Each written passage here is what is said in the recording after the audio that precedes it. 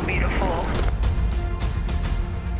Push my limits and ski the best I can. All of a sudden, world titles are at play in people's minds. So the pressure just increases at these events.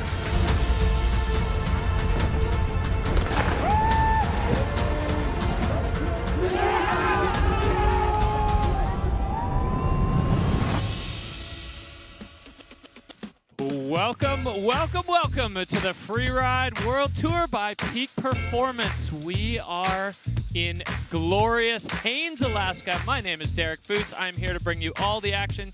You may notice that I'm sitting here solo today. Big shout out to Hadley Hammer, who caught the flu and was unable to make the trip up to Alaska, but we are saying hi to you back home, and we're looking forward to a great show. I'm going to do my best to hold it down here, and I'm going to have a number of guests throughout the day to help me bring you up to date with all the action. We are in Haines, we are ready to go, and we've got a behind-the-scenes look at what it means to return to this iconic freeride mecca. Going back to Alaska is a freeride series ultimate destination. Riders are excited, and when it clicks, the competitions are incredible. Riding in Alaska for any pro freerider is a must-do. It's different types of ridings, especially in the spines, that you want to experience once in your lifetime. A stop in Alaska should be mandatory on the FWT calendar. Now, we have the resources to organize it, and hopefully this will be a classic in the future years. The AK stop being one of the two finals after the cut is definitely a reward for the riders who made the cut. They now can ride with less pressure. They are qualified for next year's World Tour, and they can express themselves and concentrate on their line without the ranking pressure, and that's pretty nice, I imagine, for them.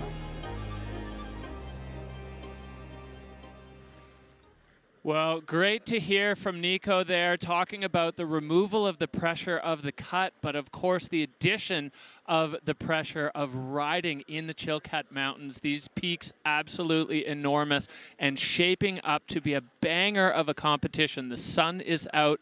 The riders, I mean, the absolute theme of this event is remote. The riders have been traveling, some from Europe, some from points a little closer, but they have been moving to get out here. There are planes, ferries, long drives. The ferry from Skagway into Juneau and up the Juneau Pass is unbelievably beautiful, and the riders just taking it in on the way. Never not windy on that ferry, but of course the riders are so excited to get here, and the journey is a huge part of it. The remoteness of this mountain range and the excitement just building and building and building. With that excitement, of course, comes a little bit of fear. And all of those athletes. Woo! Alaska, baby. All of those athletes just journeying up and down. Coming from Europe is a big push, and the European riders getting a little bit of a taste of what the North American and Region 2 riders deal with when they're heading over to Europe. So remote is the name of the game here. We are way out in the wilderness. We are in the heart of the Chilkat Mountains. Haines itself is remote. As we see the ski women, they're getting ready to kick things off. They're going to be our third category of the day. We have gotten here throughout a challenging series of events, but the cut was looming when we were back in Fieberbrunn. It was heavy over the riders. So the format, 4 events. Unfortunately, we were only able to pull off 2 of them this year. 51 riders. We take that and cut it down 40%, going back to the challengers, to FWT finals. The YETI Alaska Haines Pro and the YETI Extreme Verbier. Only 29 riders making the journey here to Haines, and it'll be the same for the YETI Extreme Verbier.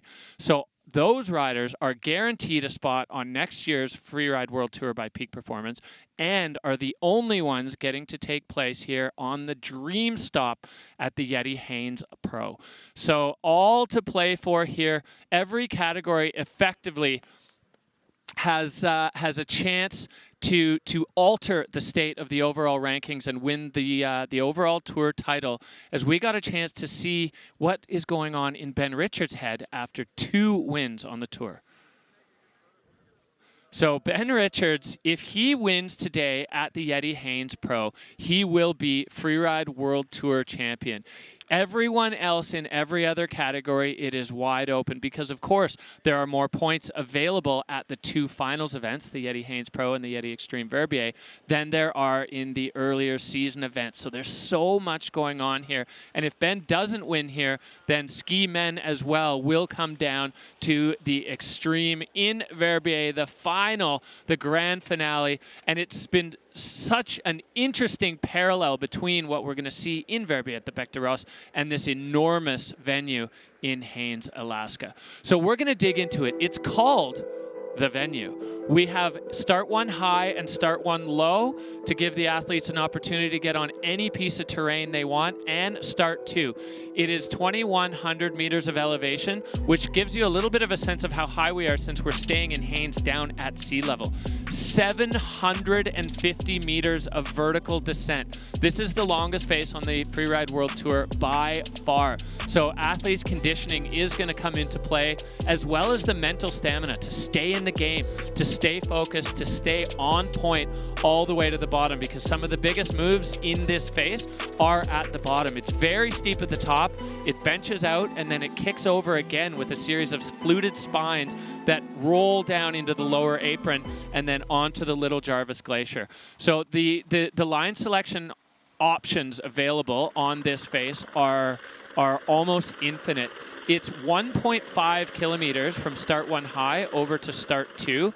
The distances here, the vastness of this Alaskan range is incredible. We are looking at a cool and crisp minus 16 Celsius. That's 3 degrees Fahrenheit. It's already warmed up 10 degrees since we got up here. We have 5 out of 5 snowflakes. Pristine conditions, only 3 kilometers an hour wind coming right out of the north, so not enough to really bother anyone. 25 centimeters of dense cold powder. There are some wind-affected pockets, and there are some slough-affected pockets in the low-lying areas, in the concavities. So we're going to see the riders really putting in the work to figure out where the snow is soft, where it's hard, and anywhere where the slough has been running, where the snow has flushed, it is going to feel a little firmer underfoot. So the riders have to figure that out, and their scoping happens from 2 kilometers away on the ridge. We see Winter McBride there, one of the Region 2 rookies, getting herself ready. We're going to check in on our judges, the people who are making the decisions here. All right, well, Jacqueline Pollard coming out of Alta, Utah. Not an easy woman to impress. She is a Freeride World Tour event winner. She was Rookie of the Year. Bertie Denervoet, the inventor of the Freeride World Tour judging system and co-commissioner of the Freeride World Tour with this man, Lolo Bess, the other commissioner. He has been judging the Freeride World Tour since its inception. And Laurent Gauthier coming out of Whistler, Canada, a podium finisher at the Extreme Verbier in his time, been with the tour since 2018. You can see the judges all set up and ready to go. Jay Paul, Laurent Gauthier, Bertie Denervoet, Lolo Bess, and our video judge today, Cody Taylor, from right here in Alaska. This man knows this mountain range, knows this face, and we've got Emma Kaiser there who's going to be inputting the scores, the absolute beating heart of the Freeride World Tour. All of these people know exactly what they're looking for. They are tucked in and cozy. There is what is to play for, the winner's trophy at the YETI Haines Pro. We are ready to kick things off. Stay with us. We'll be right back.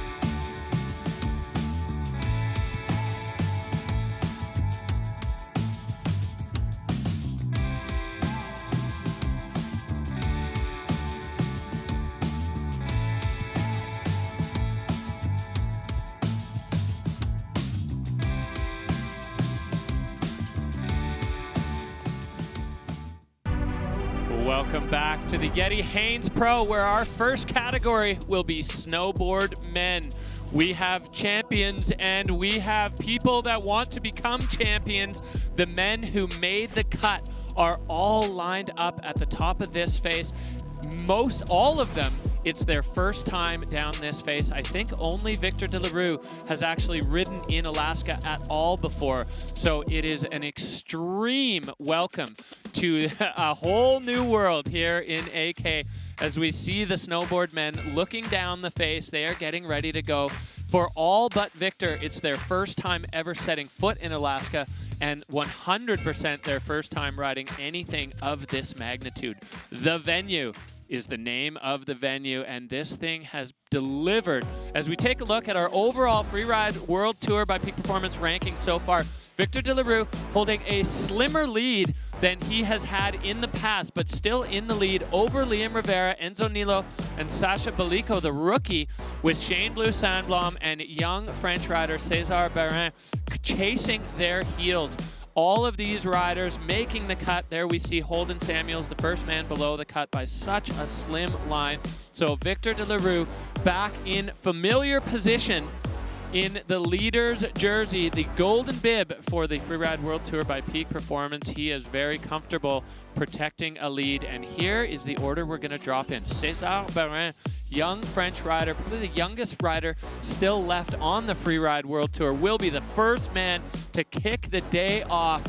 Sasha Balico following, then the exciting American snowboard prodigy Shane Blue Sandblom, Liam Rivera, Enzo Nilo, and then our current World Tour leader, Victor de la Rue, will be the last man in the category to drop. Exciting times here as we are getting ready to see. We've got the Peak Performance Fun Bet fan favorites. 94% of you casting your vote to see Victor de la Rue on the podium. Liam Rivera getting 78, and Enzo Nilo with 68%. Peak Performance Fun Bet. It is Fantasy Freeride, your opportunity to get some skin in the game. And I am joined now in the booth by the 2016 YETI Haines Pro winner, Ryland Bell, and our forerunner. Ryland, welcome to the show. We're so stoked to have you here. Stoked to be here. This is awesome. All right. Well, while we've got you here, I want to pepper you with all kinds of questions. First of all, bring it on. You were standing in the start gate 20 minutes ago. You were the forerunner, and from my observation down here, watching you ride really raised the vibe of the riders. You know, there's been a lot of nerves coming into this. What was it like there on the face?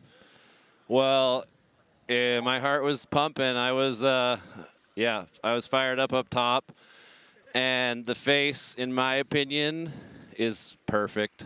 They're going to be so stoked to ride down this thing. It's like the snow's been sitting just long enough that it made it this perfect, semi-dense, fast, like cream cheese, just perfect, like AK blower. These guys are about to send it. Yes, for sure. Well, as I said, the stoke level just went through the roof watching you ride, and it's good to see you back that up with your experience on the face. So you came out of start 2. Do you think there are advantages and disadvantages between the different starts? We've got start 2, start 1, and then start 1 high. What do you see as the main differences between those starts? All right, straight up, start 1 high.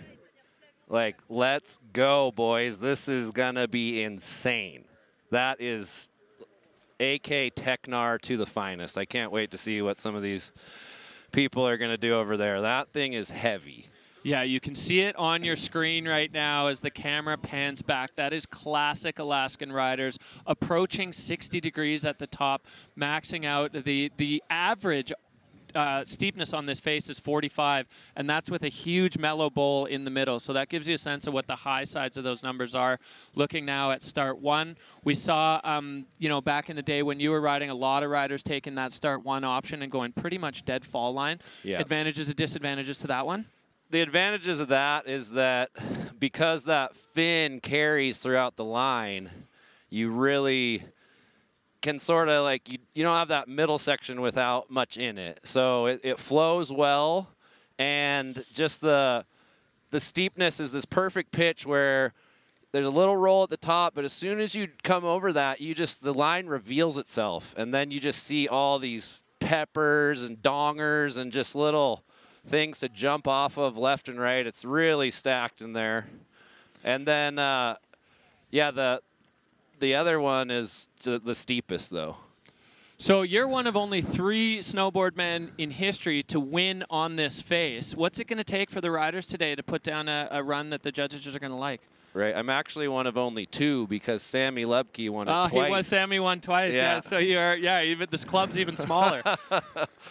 Yeah, and we were proud of that because we're both Alaska boys. So we were holding it strong back then. It was cool. And I am just so fired up to see what these guys can do. Like I said, the takeoffs right now are sort of like this firm, perfect, like very predictable takeoff, and then the landings are stacked with good snow. So I just feel like it's leading up to where these guys are really going to be able to bring it to their full potential.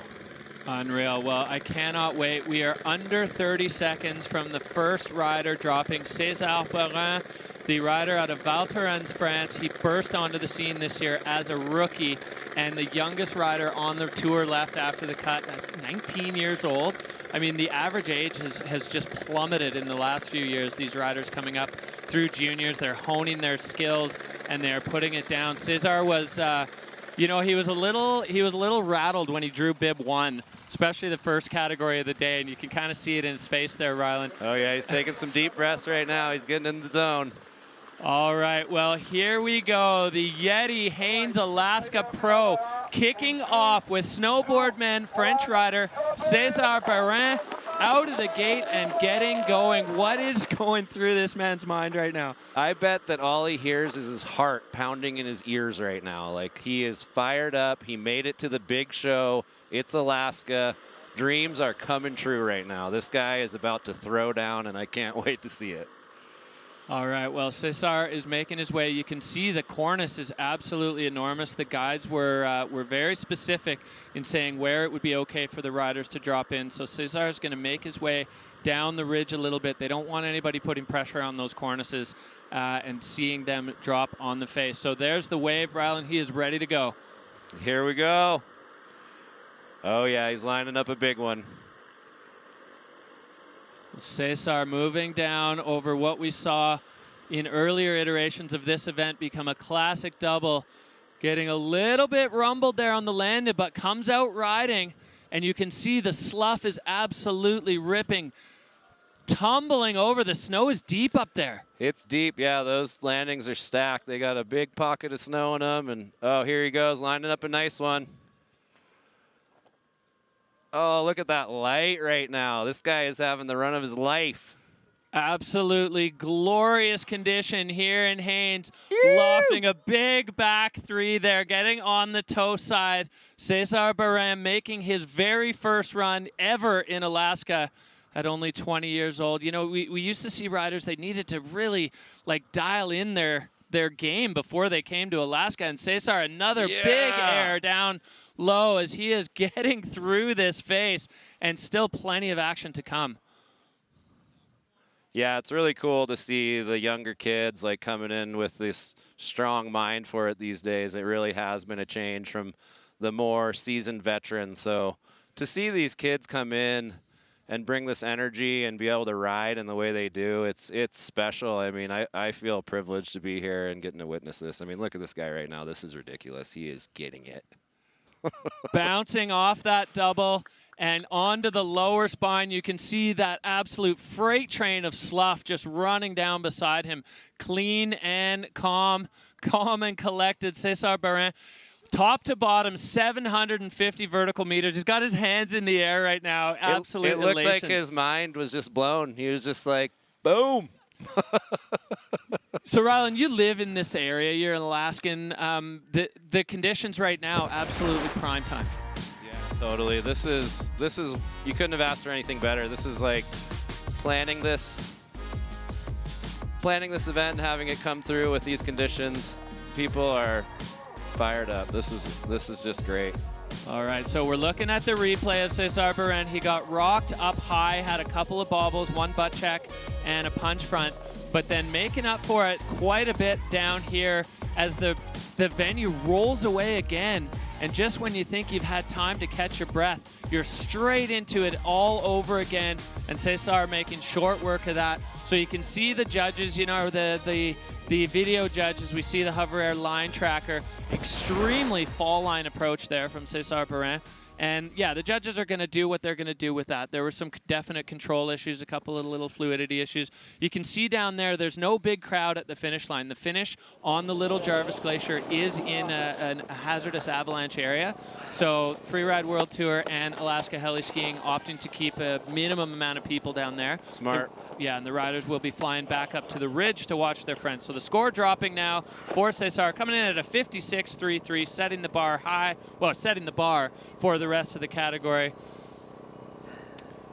He's lining something up on his board there. All right, well, you can see body language. I mean, everybody wants to come and ride here, but they also want to do their absolute best. And at the end of the day, this is still a competition. Yeah. So they want to do well in the competition. 56-point run there for César, but not bad. 20 years old, first year on tour. Yeah, I mean, a 20-year-old coming to Alaska their first time, that guy just had an amazing run. Like, he is a talented rider, and he went for it, and he's got nothing to regret on that run. He just absolutely took it to the max. Yeah, full send, which I mean, everybody's here for. You know, that's what we want to see. That's what you at home want to see. Everybody's here, and it's been a minute since we've had a comp. We've had a bit of a roller coaster ride over the last 3 or 4 weeks with conditions. Couldn't be more of a contrast from the spring slush skiing that we were doing in Europe now to the wilderness of Alaska as we're looking back up at start one there. The venue in absolute pristine condition, just glorious Alaskan conditions. Rylan, you're on the face out there doing your forerun. It was great hearing you over the radio. Just be like, it's on, boys, all green lights. Yes, send it. The takeoffs are just waiting for you, shaped perfectly. It's on. Yeah, I mean, think of that guy. He's 20 years old. You said it's just been slush. He's coming here. He hasn't even ridden powder. He gets to drop into this, and he did great. That was cool. That was really cool to see. It's showing, you know, what the level's going to be here today. These guys and girls are about to go off. Yeah, and there's a deep hunger in the field right now to throw down. So Sasha Beliko, 28 years old, he's sitting in fourth. Another part of this powerhouse Team France. Out of the 6 riders that made the cut, 4 of them are French, and Sasha is part of that squad. They are rolling heavy right now. Sasha Beliko rolling right out of start one and immediately into the action as the ground, it's so convex here, Rylan. It's hard for the riders really to know where they're going. Scoping's got to be on point. Yeah, for sure. Oh, look at that. Yes, that was sick. This guy is having a good one. He is having himself one here today, that's for sure. Look at that light. Look at that snow. Does it get any better? So big 360. Sasha ticking all the boxes. A lot of the riders just were so excited just to do the ride, to get on this face. Never mind the fact that it's a competition. And Sasha Beliko definitely embodying that right now as he makes his way. You can see where some of those slough runnels have kind of landed, and he gets back into this absolute perfect powder down the spine line. We can see our Freeride World Tour photographer there. I think that's Dom Dare. Just he's going to come up with a whole pocket full of bangers. And now it rolls away again as Sasha gets into the meat and potatoes of this venue. Oh, yeah, that's a nice little gnar nugget here for him. Flowing it nicely, too. Just look at that. I mean, the light today, these guys are having, these are film lines. And it gets so steep, even though it's down near the bottom. Clicking, perfect connection. He's going to get out of the slough and back into the powder. Little tail press on the board, and Sasha is down clean with an absolutely masterful run down this huge Alaskan face. We pan back up, and he's still not done. They come onto that Little Jarvis Glacier, and it still feels like you have over a kilometer to go to get to the finish. Yeah, I mean, the way he flowed through that, you're coming in throughout the line, you can only see the next section. You're not able to just have it laid out in front of you. So to come in and flow that well, no slowdown, stayed on his feet, took big airs. That 360 was epic. Like, this guy just had a great run. That was really fun to watch. Yeah, not even a hint of a bobble in this run. We can see from the fluidity score there from the video judge, But fluidity is only relative to the terrain you're in. Look at that and shot. honestly, Yes. to go any faster than that would be really challenging. Yeah, So, straight up. I mean, you can't just go full pin over a blind roll. You got to slow it up there. I mean, that guy masterfully rode this face. That was great. It's really cool for me to be here and see this next generation really stepping up and taking it to just the next level. It's cool. yeah, and a huge shout out to the riders. So it's Yeah, been a proud of rush these guys. because most people got here yesterday or the day before. We had to move it up because we've got sun today. See the score dropping for Sasha, and it goes to 78.67. Solid. That is a solid score for the second man down. So the riders only got their first look at this face this morning. I know. We came up to the ridge. They got the binos out. They were looking at it, visual inspection only from 2 kilometers away. So keep that in mind when you're watching, that they got eyes on it for the first time only this morning. It wasn't the typical Freeride World Tour, multiple days of face check, looking and looking and looking. They got about 2 hours, an hour and a half. They watched you guys forerun, and that was it. Up to the top and go do it. So we roll on with the snowboard men. Shane Blue Sandblom riding out of Lake Tahoe, California, 22 years old, here in the YETI Haines Alaska Pro. This man, he started the season with an injury and then came back swinging in Val Thorens with a huge run, put himself on the podium and put himself above the cut. He has been buzzing, just vibrating since he got into Alaska. And That's epic. Yeah, I'm really looking forward to see what the American rider is going to do with this face. Starting. Oh, he's lining something up here. Woo! Oh, yeah.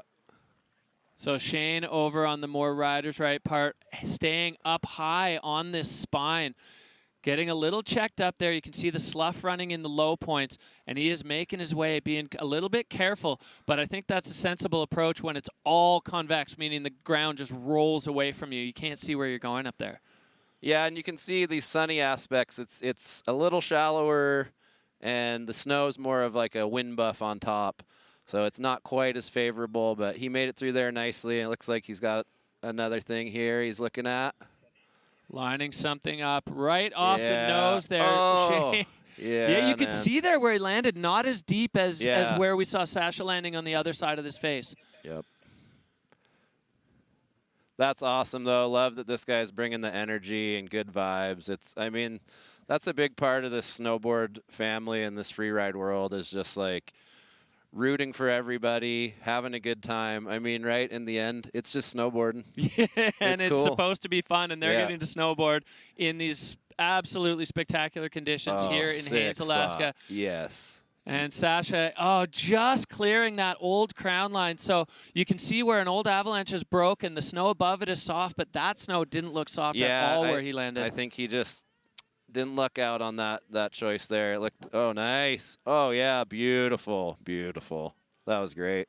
Yeah, just when those little pockets will pull out and you jump into that debris zone and it's not as deep and all that. But still a great run. I bet he's just beaming right now, buzzing. He just did his first Alaska run out of a helicopter in perfect Powell. And I mean, what more do you want out of your life, really, right? Exactly, yeah. Every crooked decision that you've made to brought you here just paid off big time. Shane going right off the nose of that one, finding the pocket. But yeah, just in that south-facing side, the snow not as deep. It's had a little bit more wind, a little bit more sun compaction.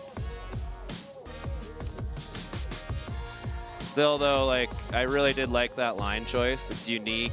He saw what he wanted to do, and he did it well. You know, it's a shame the snow wasn't as indicative for him, but he still had a great run.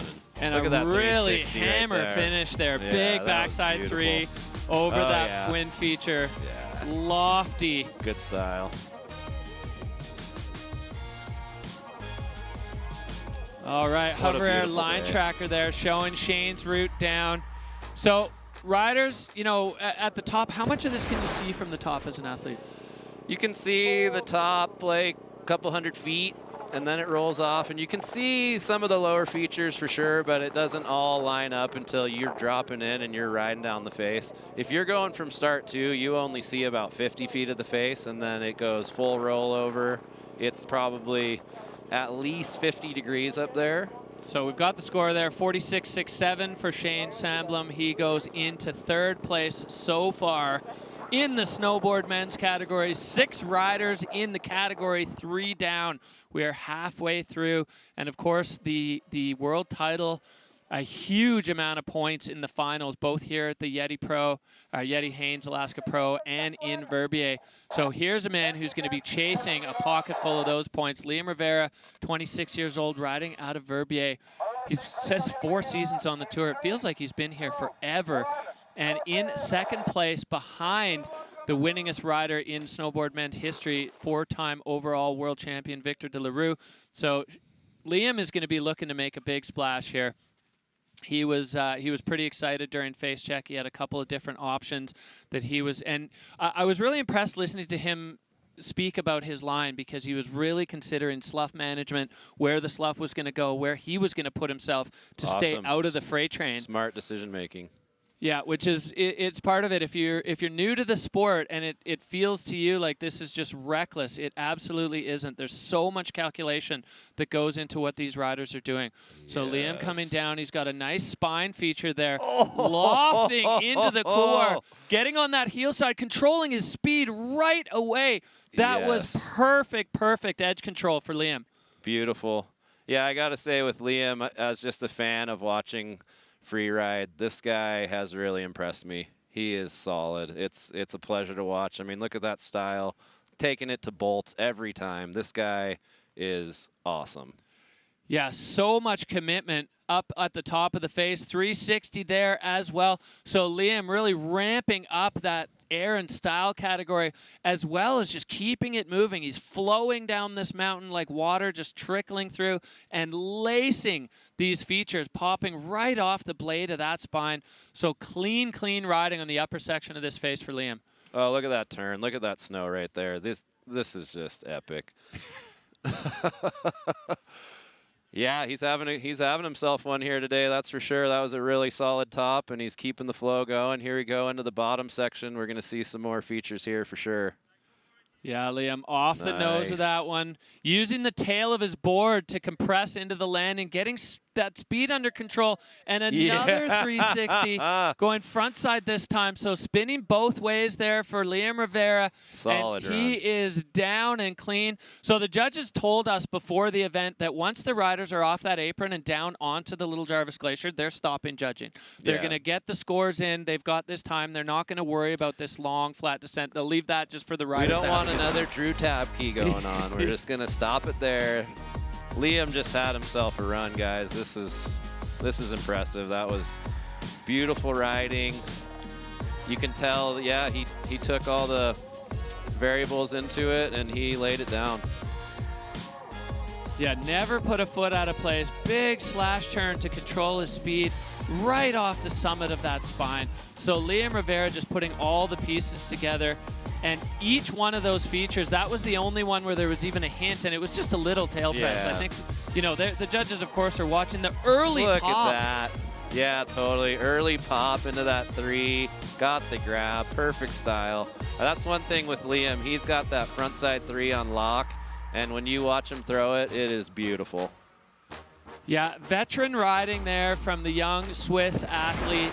He is going to be absolutely over the moon with that run. As we said, only Victor in this whole category has ever even ridden in Alaska before, let alone competed on this face. So for these riders to step into this arena and just throw down like that, as well, he's coming.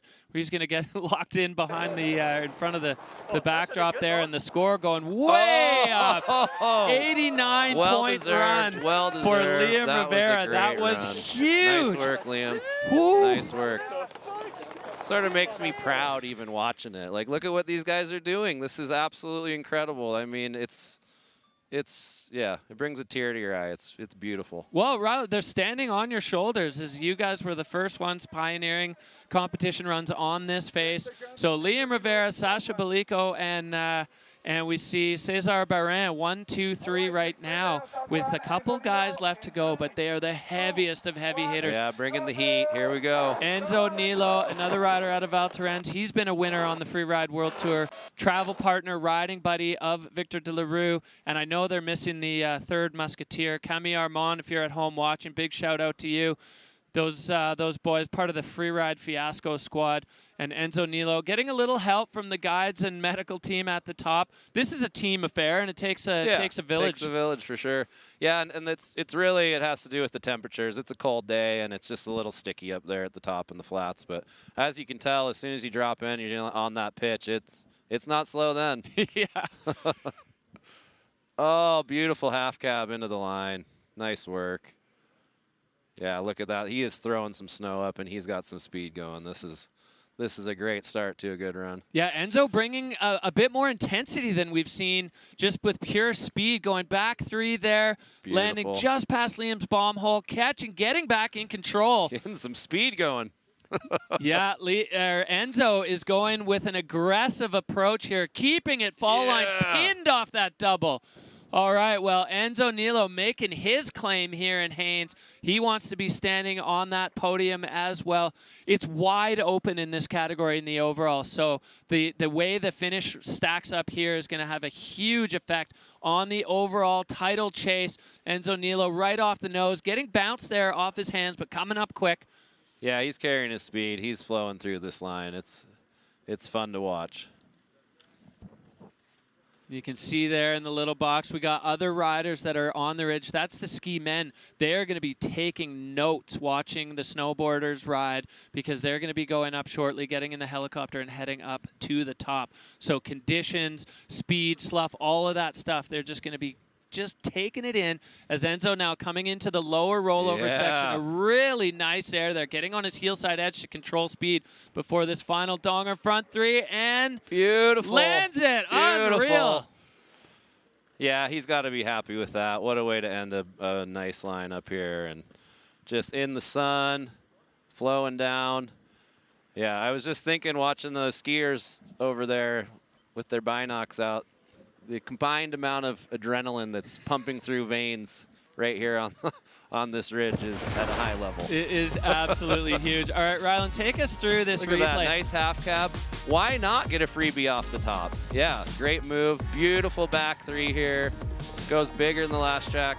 Little washout, but he's coming out so hot, and he pulls it together, gets under control. I gotta say, watching this guy, he's riding with power. Look at that, yeah, throwing up the snow. The light today is incredible. These views they're getting with the drones and the cameras, it makes it surreal. I mean, you can't even believe it. This is really cool. Yeah, it almost feels like we're watching a video game or something that's AI generated. It's like nearly too perfect. Yeah. Oh, look at that 3, got the grab. Beautiful. He's got to be happy with that. I mean, whether or not he put the whole line together clean, even getting those moments, I mean, he's showing the world. He's on the world stage. He's showing them what he's got. That guy's a good snowboarder. Yeah, clearly. I can see, but I don't know. I didn't fell. All right, well, the score comes up a 67-3-3. So he moves into 3rd. He's in that scary spot in the podium conversation when you only have Victor de la Rue still up. But the man is standing at the top of the venue. Liam Rivera, Sasha Balico, Enzo Nilo. That is your 1, 2, 3 so far. But this man can. He has his way on this face. Victor de la Rue has spent a ton of time in Alaska, both here and in the Tordrillos and in and around Valdez. Like he's a veteran in Alaska. We've actually been hellying together the last 2 days, so he's warmed up. And man, yesterday we were out there. It was a great day, but at a certain point, he's like, "It's competition time, and I need to get back, and I'm taking this serious." So it was cool. I'm really excited to see what Victor can do, because he's one of the best in the world, just straight up. Yeah, he sure is as he comes in and Cab goes 5. Cab 5 off the cornice, landing perfect, perfect, absolute execution for Victor De La Rue. He is on course. He is hauling right now, too. He is coming down fast and fluid and bringing the power. Oh, yeah, one of the strongest riders just physically and the mental game that Victor has. Oh, my God. The alley-oop off-angle takeoff, so moving the wrong way, spinning again.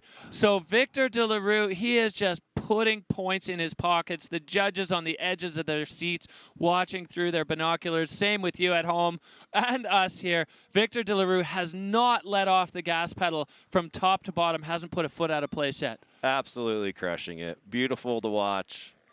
I mean, look at this. Does it get any better? Look at what he just did on this face. That was absolutely sick. So you see there the terrain rolls away one more time, and Victor De La Rue is going to get another opportunity to put his stamp of authority on the bottom section of this face.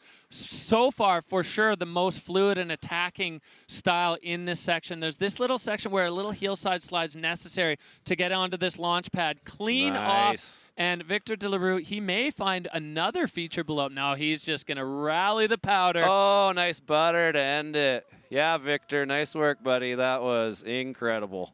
And both hands in the air. That is a worthy run to make a claim after. Look how small he is as the camera pans back. It just gives you a sense of the scale of this venue.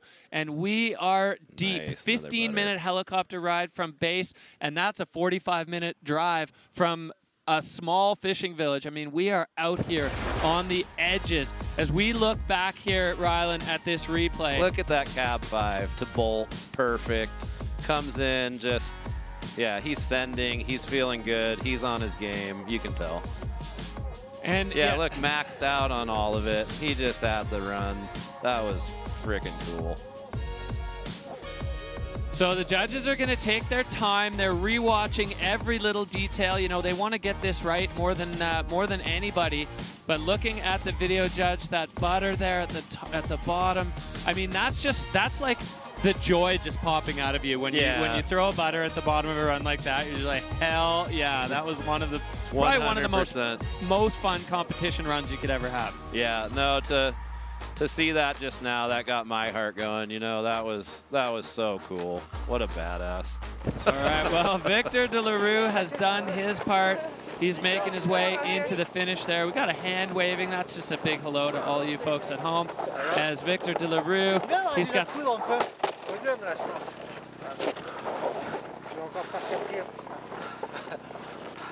the good homie Enzo Nilo there beside him. Both of them waiting. Ouais, c'est le daron qui parle, désolé. Je suis le seul daron des dad of the field.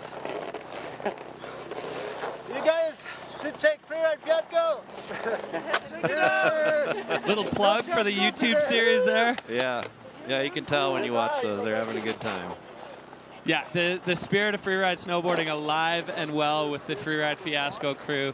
Yeah. Keeping it light, keeping it fun, and just kind of remembering what it's all about on the tour. Yeah, totally. And I mean, you got all these young rippers, and then Victor coming in with the experience and still able to throw down like that. It's cool. I bet they're all just as stoked watching it, going, wow, like look what's possible out here. Yeah, exactly. I mean, it truly is like the torch just keeps getting passed, whether it's you and Sammy down to the next group, and now from Victor and Enzo on down to guys like Cesar, who's only 20 years old. Yeah. You know, the pathway is so strong. The pipeline is full of talented riders. And seeing these guys just share the knowledge, you know, there's no secrecy, there's no hiding. Yeah, totally. I love it. It is a competition, but really, I think we all know it, is when you're there, the competition is just you versus the mountain. And not in a bad way, just like, how can I work together with this mountain to do and express what I need to do? Oh, and it comes in at a 91.67. Yes. The last man on the mountain, and he takes over the hot seat. So Liam Rivera, he was thinking there for a bit that he was going to take the win here in Alaska, but the man has done it again. He chose Look at that smile. He is happy right now. La poudreuse, ça fait tellement plaisir. he chose to drop last, and so he had all the info, put it all to good use, and found himself on top of the heap in snowboard men. Well, this is how it shook out. Victor Delarue with the win, Liam Rivera in second, and Sasha Balico in his rookie season taking third and landing on the podium here at the YETI Alaska Haines Pro. Enzo Nilo, Cesar Baren, and Shane Blue Sandblom rounding it out.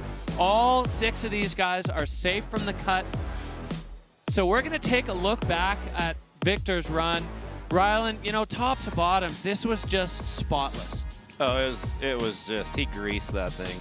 Are you kidding me? Came in that cab 5 off the top just to sort of cement, like, yeah, I'm here, I'm ready. And then coming into this backside 3 down here, and he rode with authority and he brought the heat, you know? It's like, what more could you do on this face? Look at this guy. That 360 to me was one of the highlight moves. The ground sloped the wrong way. He's got the ground falling away. He's able to set just enough edge to get himself in the air and then do a 360. Yeah. Like the board control, the precision that this man has is just incredible. Every hit to bolts. Every single one to bolts. Like stomping it. I mean, there was not a bobble. No. There wasn't one moment where you thought, oh, he's having a hard turn. No, he is sending it full bore all the way. Yeah, this is cool, man. And Victor, he's such an interesting contrast in the sport of freeride because he is one of the most fun people to be around. His spirit is infectious, but when it comes to comp time, like you said yesterday, he locks in. He'll look from every angle. He'll put in the time. He'll study. He's a scientist on these line selections. And then he's also got the riding skills to back that up. Like that level of precision is just unmatched right now in snowboarding, in freeride snowboarding.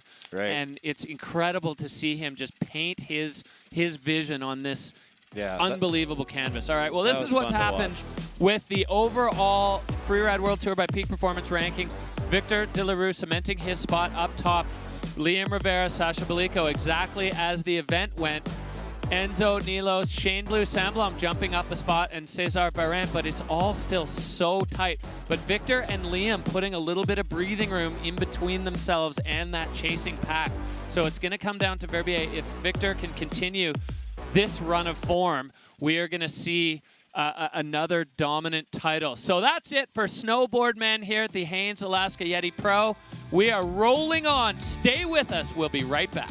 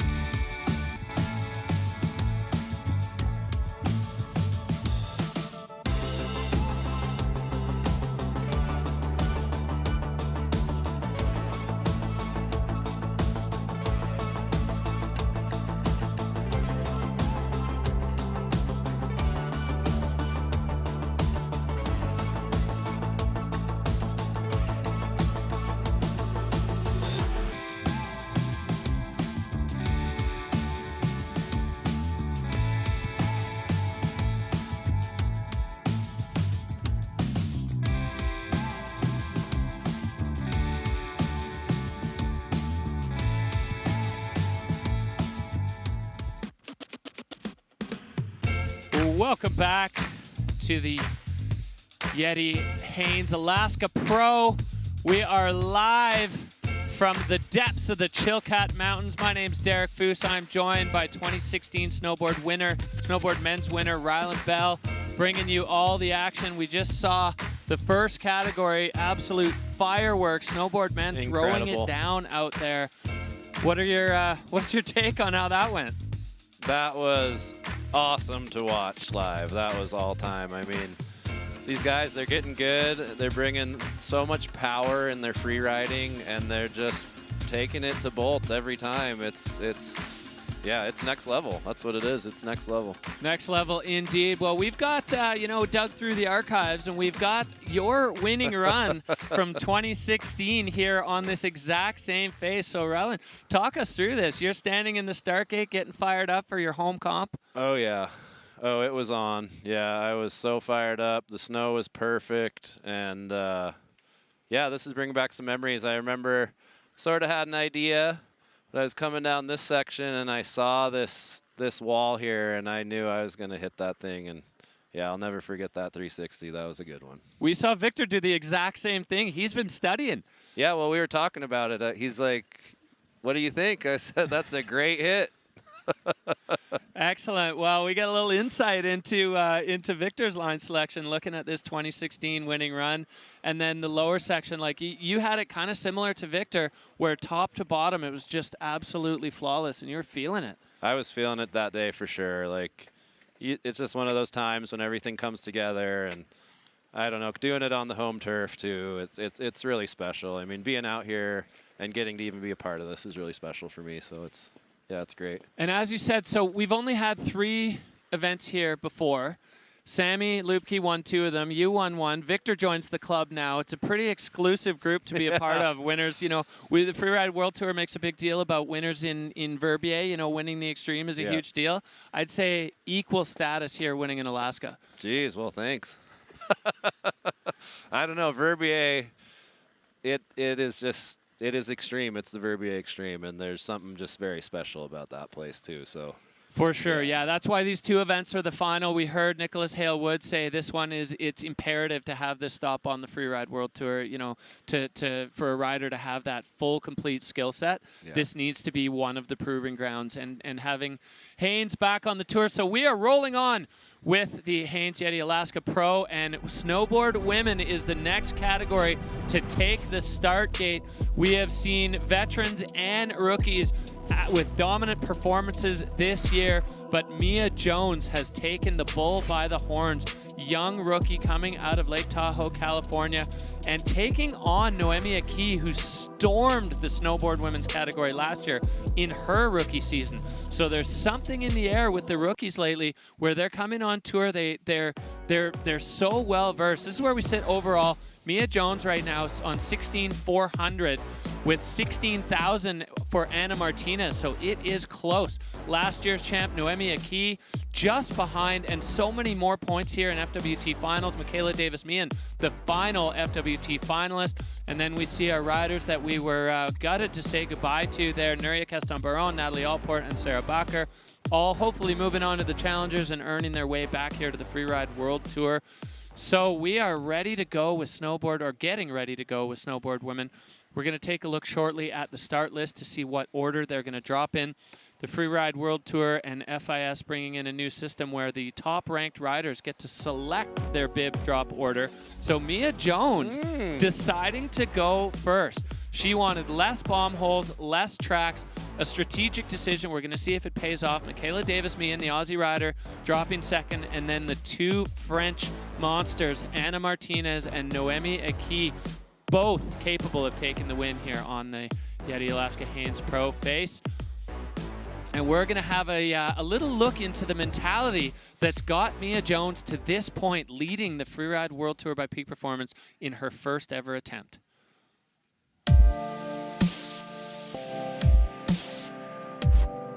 It's pretty incredible to be here. Definitely, like, this is such a dream free riding place, and you grow up watching the movies and it's all Alaska, and so the fact that like I'm able to be here and go out there and like ride some lines in Alaska is a total like crazy dream experience.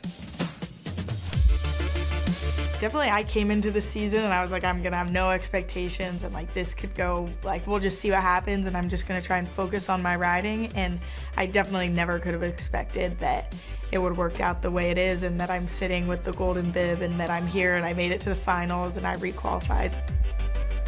I've been really proud of the runs that I was able to do, and I think it just shows that like I at least am like at the level that the other riders on the tour are, and I deserve to be here. And I think it's a really good feeling that I know that I can, and I have the possibility to stomp a really solid podium run. I haven't really ridden anything like the Alaska venue, and I haven't ridden anything like the Verbier venue, so I think both are going to be a completely different experience and unlike anything I've ever been on before. It's going to be so difficult to like choose a line, but ideally something like that flows well, but like you have to think about your slough and like a whole lot of other factors that I'm not necessarily used to or don't have much experience with. Ideally, just like a line that I can ride fast and that I can ride fluid and just like really enjoy the fact that we're out here in Alaska.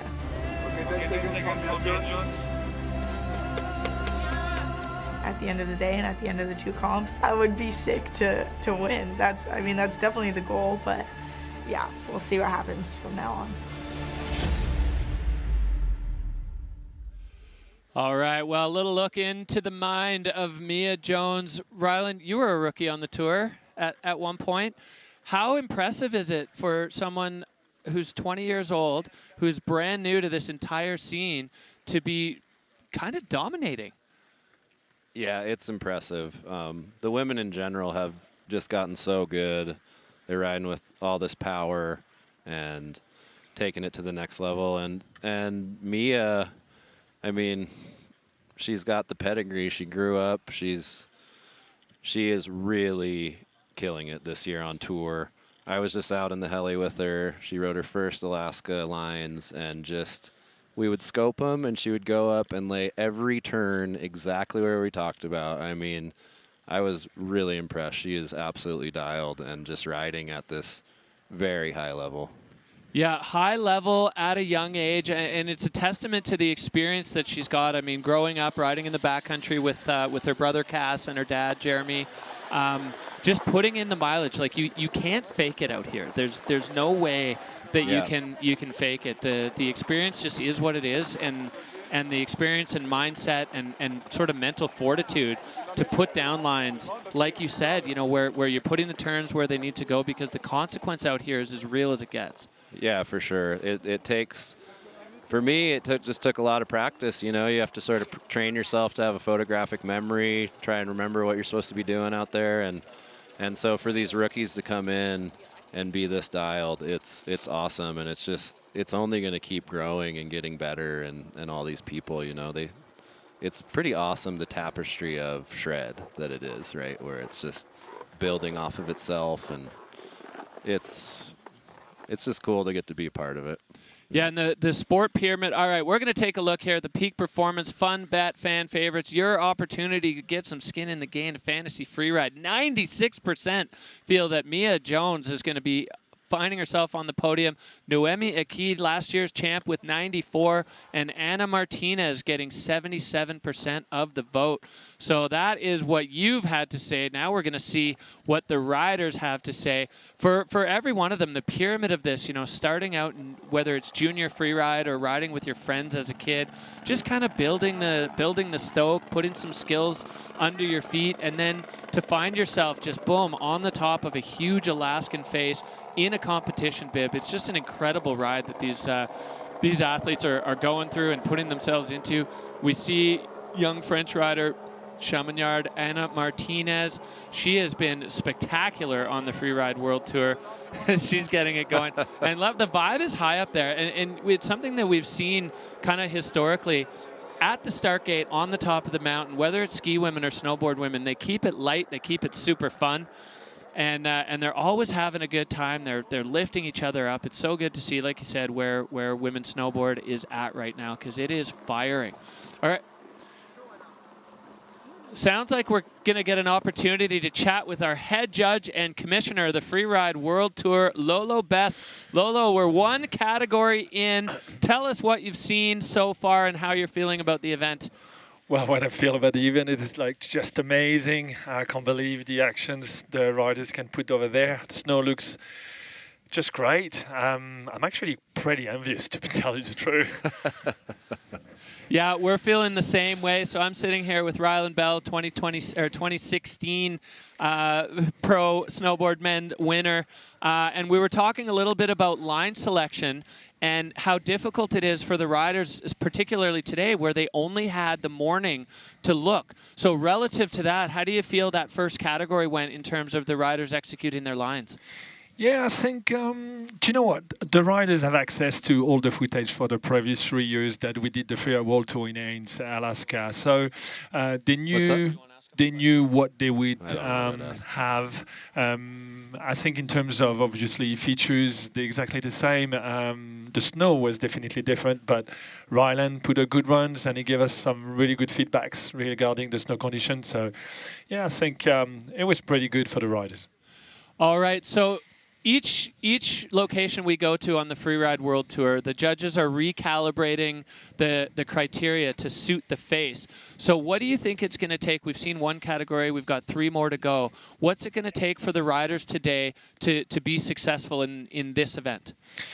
Well, like just referring to the snowboard men category, what we've seen, it was technical runs. But I guess the rider who were in front were the ones who really committed for their lines.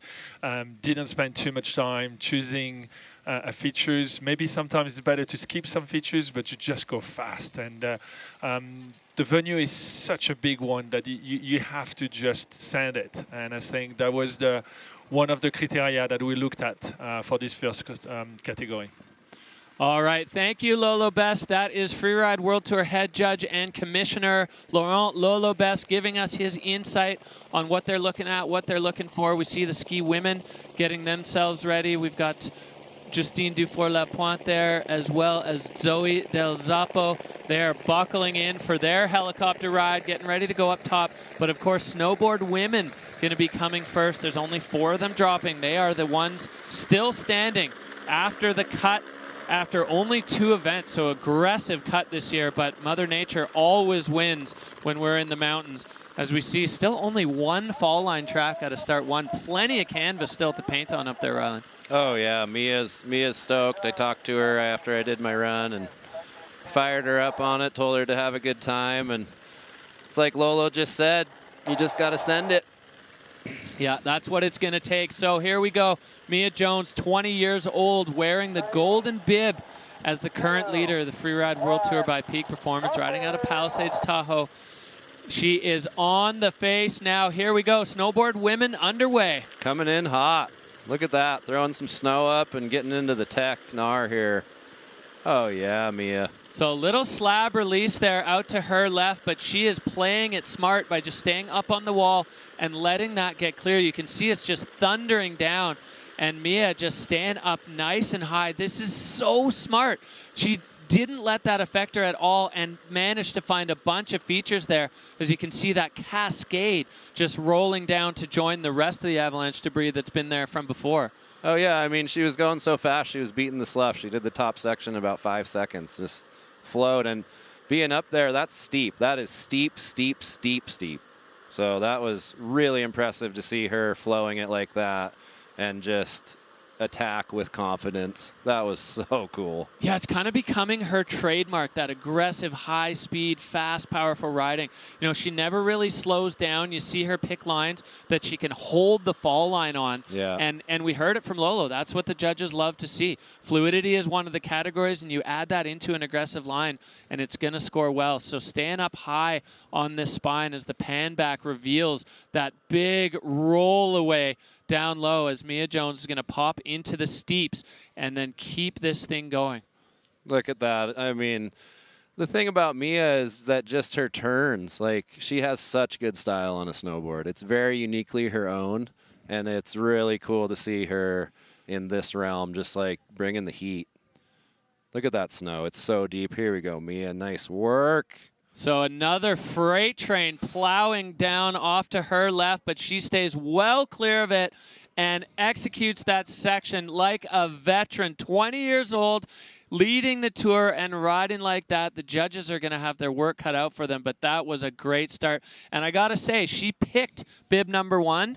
Right now, looking like a good call. That was a good call. I mean, completely fresh the entire way, stayed on her feet. had to have been about one of the fastest times down the face. I mean, she was absolutely crushing that. Look at this shot here. I mean, does it get any better? Look at that texture. Just perfect powder. Raging down on the side. I mean, this is an absolute A-grade film line. Yeah, Mia Jones putting on a masterclass. You can see the snow there just erupt as she comes into the lower section. Look how steep that is. This drone just gives you at home on your couch the perspective of what these riders are dealing with. The ground just falls away, and Mia just keeping that slough and you know, a little more than slough, as you can see the crown line there where it fractured. Keeping it off at bay. Veteran slough management. Mia Jones opening up snowboard women with a bang. Big smile on her face. So the score coming in, and it goes, 91 points. Yeah, Mia. For Mia Jones. That is a mammoth score for a first run in a category. But the judges, you know, I'm so happy we talked to Lolo right before that, because he told us what they wanted to see, and then Mia just did it. Just did it all top to bottom. Absolutely perfect. So she has had her work done now, and the rest of the riders, I don't know if there's cell service up there, if they can actually watch the broadcast. We're in the middle of nowhere. There's no and cell see service. those scores. No, so they're going to be a bit blind to the size of the score that just dropped for Mia Jones. But our next rider will be dropping out of start number 2, it looks like. Michaela Davis-Meehan. She is primed and ready to go for her first drop on an Alaskan face. These riders, I mean, they talked about it this morning in the briefing. They're feeling really grateful, really lucky just to be here, to stand in that start gate. Yeah. And Michaela Davis-Meehan now popping off the cornice and getting things started. A little bit of style right off the bat. Yeah, and just look at how steep that is up there. She's coming in fluid with some speed, looking good. Snow's pouring everywhere. The light's perfect. She's crushing. This is cool. So Michaela lining up these features, popping right off with a 360, holding on. She gets kind of pushed into the path of the slough, but does stay upright. Holds it together. That is looking good. That was a beautiful 360. That was cool. Oh, this category is electric right now. Michaela Davis-Meehan crossing over. So where the slough has been running, and it's flushed all season there, the snow condition is really different than the rest of the face. Yeah, 100%. The slough runnels are always a bit firm. So you could see there as she crossed it, it bucked her a bit, but she held it together, and then you get back in the good snow. And I mean, it's so steep up there, the snow's pouring down everywhere all around you, and just navigating it is a master class in itself, really. So yeah, and especially after you've just done a 360 a in huge that 360 exposure. in that position, that's incredible. Like, I'm not trying to do that. Yeah, well, Michaela is, and we are going to see the rest of her run. So the riders get a little bit of a mental break, but it's definitely not a physical break. In this flatter section, it's real steep at the top. It kind of bowls out and then pitches away again as we see Michaela approaching these spines, getting the grab there. She's melon. Yeah, look at her throwing up the snow. This is just A-grade Alaska powder. Having just one of the runs of her life right now. You're all watching it live. Yeah, bringing this to you live from the depths of the Chilkat Range in Haines, Alaska. Michaela Davis-Meehan, the second rider in the snowboard women's category, and bringing fireworks here as she crosses over that old slide, gets up onto that pillow. Look at the slough, absolutely ripping. She is a fly on the wall here. And she's looking like taking a moment to regroup. When the snow's raging like that, sometimes you got to make that call, and that was a good move in her part. She's stuck against the wall there. Let the snow go. Finish the run. Stay on your feet. Make it look good. Yeah, and she's got herself into a tight little situation here, barely wide enough to fit her board through. The only option just to put it in the fall line and let it buck. I mean, it's the bottom of the venue, but it is so steep. You can tell by the way the slough is moving. I mean, that gives you the sense of how steep it is. There's no resistance to that slough sliding. No, it's absolutely rocketing. I mean, the snow down there is peeling off the face at 50 miles an hour and raging. So that was a very impressive run. That was great to see. Bringing a 360 into exposed terrain at the top of your line like that, I mean, that's just world-class snowboarding.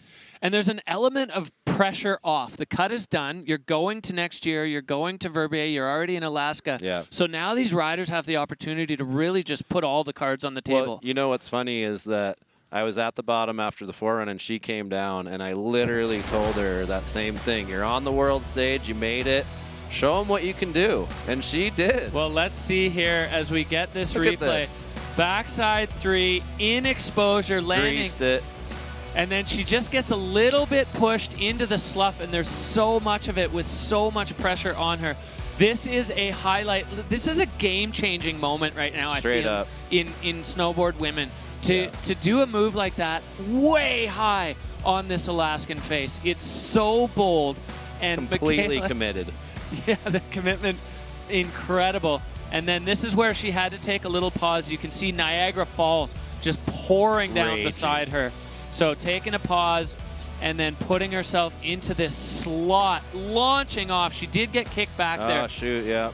Back first landing, unfortunately, just getting kicked a little bit. So yeah, back coming down before the board. The riders or the judges are going to call that a full fall, essentially. Control Like loss, it's only a backslap if the board touches down first. I'd say either way, she should be super happy about her run, because doing that 360 up there, I mean, no one else is doing that. Well, she just shouted out Nuria Caston-Baron. That was for her. 48.67 for Michaela Davis-Meehan. What could have been in that run as she got herself into truly a defining moment in freeride snowboard women there, launching a 360 and then just coming a little bit unglued lower down. We're back to the top. Snowboard women, the action rages on as Anna Martinez, riding out of Chamonix, France. She's sitting in second overall, just behind Mia Jones. The points gap is not huge, but with a 91-point run on the table already for Mia, Anna's got her work cut out for her.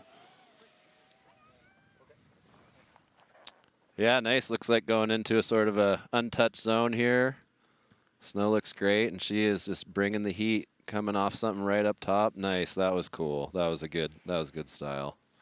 Yeah, and you were Look at that saying power. the Powell in the shade, definitely a nicer texture than the stuff that's been touched by the sun. Yeah. So Anna choosing to stay in that north-facing aspect and find that absolutely spectacular snow. Yeah, look at those plumes. I mean, she's throwing snow up, and she's having a good one, lining up a nice feature here. Sweet.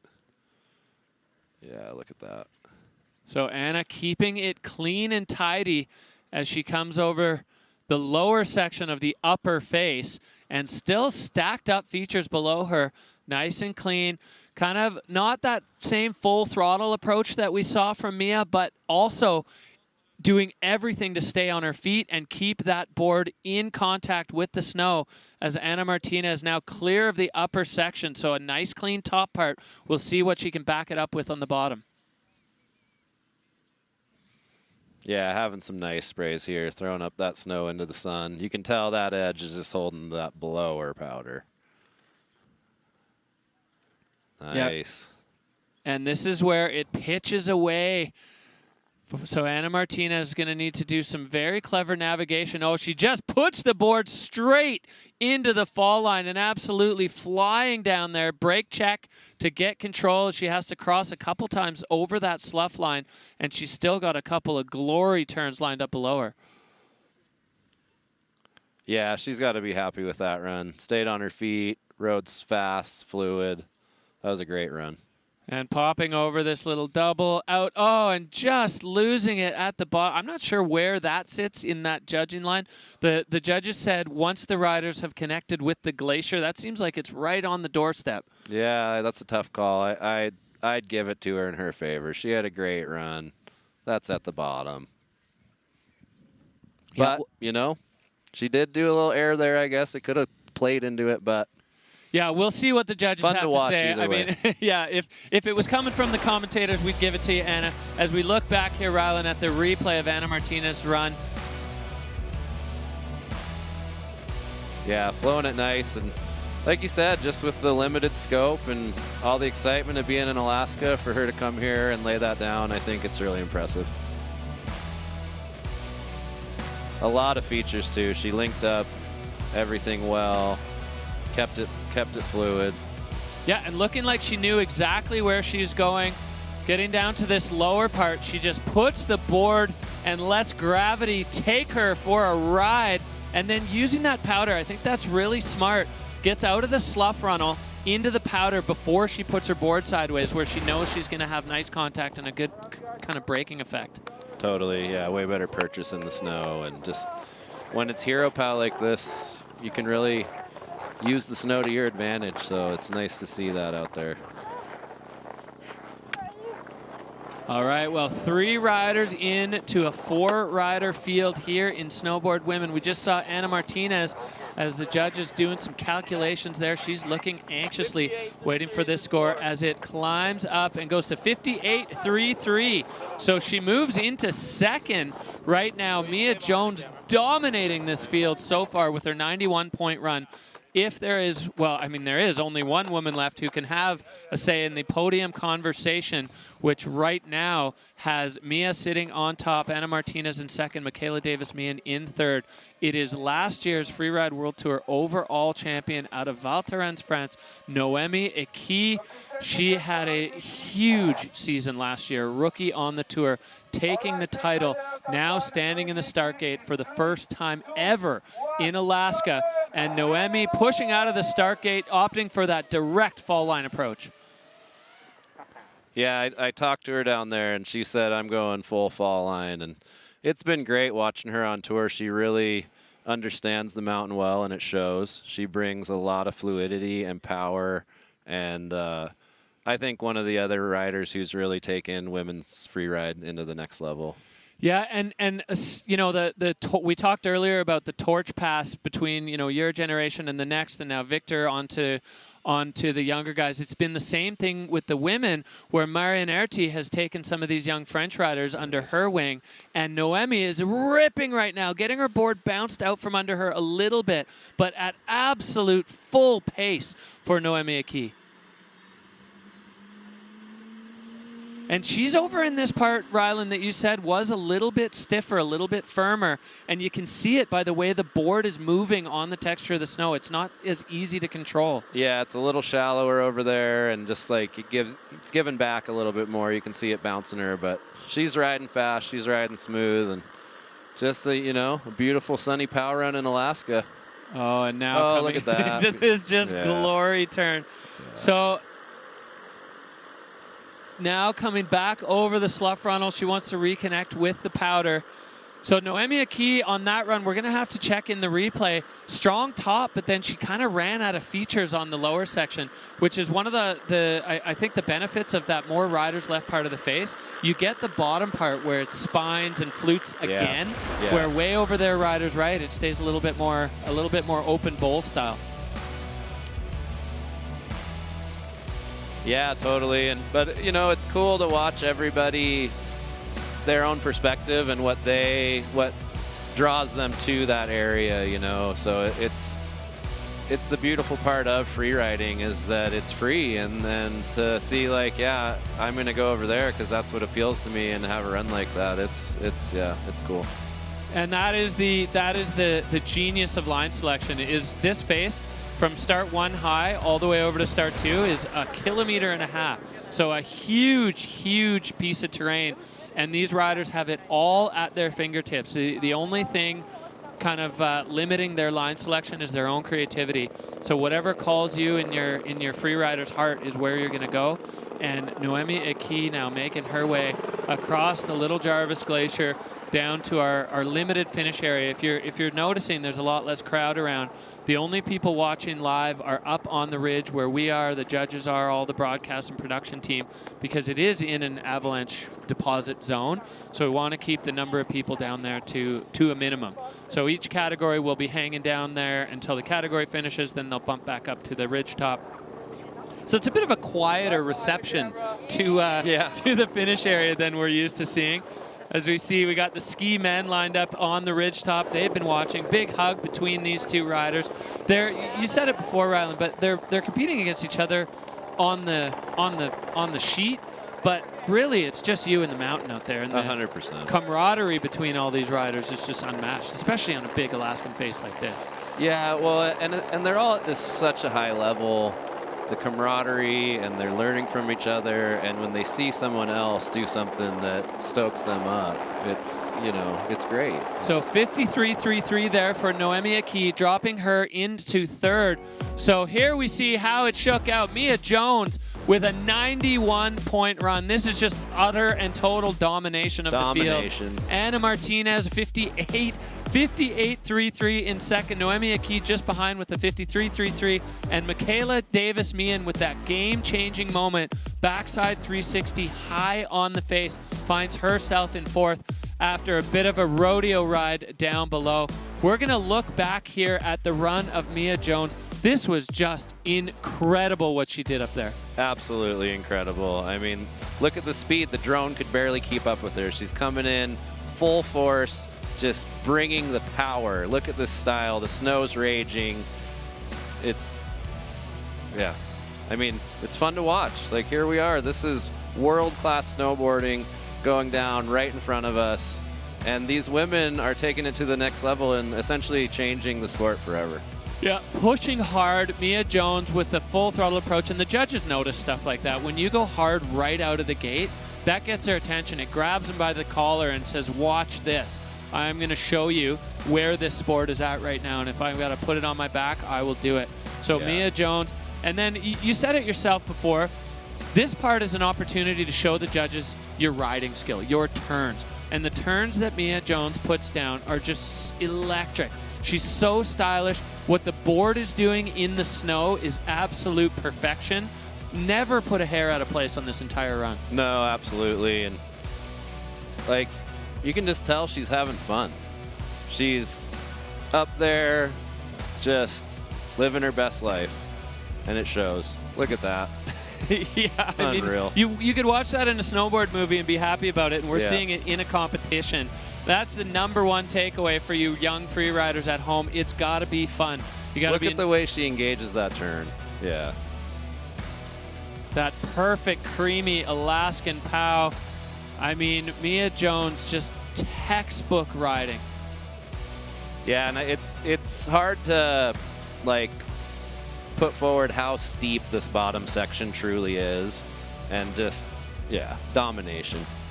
Especially right after Lolo's like, really, we want you to go fast. And she went fast.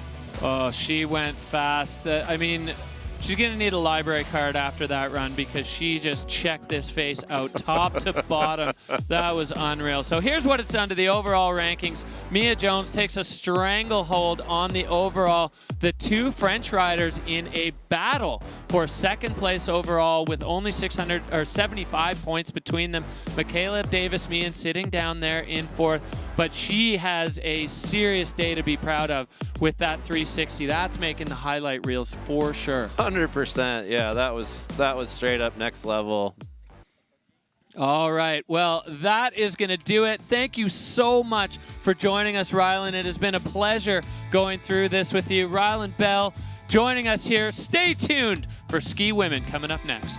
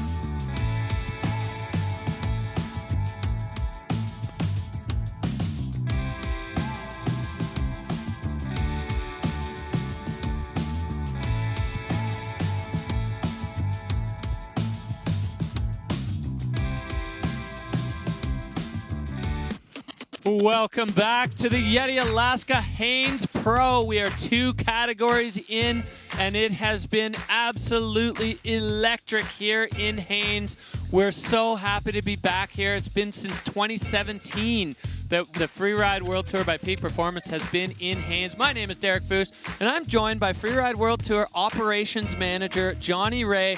Johnny, we are running on D-2, which means 2 days before the weather window was even supposed to start. And your operations crew has essentially been responsible for this happening at all. What have the last couple of days been like for you? Yeah, it's been quite a rush, really. 2 days before, you lose a lot of time. Especially here, it's quite complex. We're in big mountains, backcountry, so we don't have the same flexibility as we do in a ski resort. Helicopters can only fly at a certain time when it's sunlight and beautiful weather.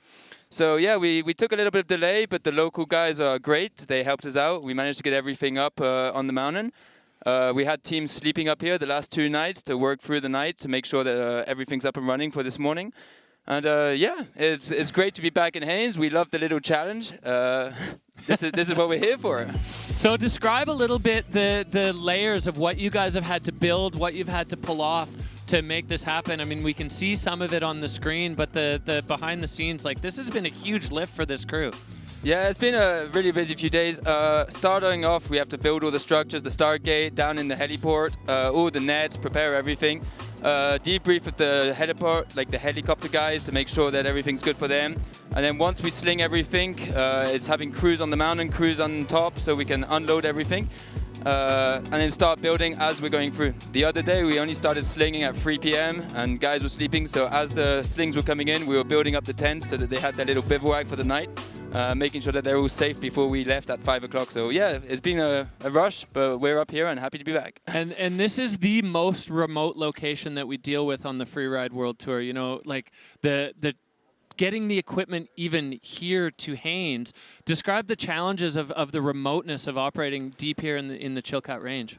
Yeah, quickly, to get it here from Europe, we had to send it by plane and then 10 days in the boat. So we're happy that it made it and that the weather wasn't bad enough that it blocked our boat for the equipment.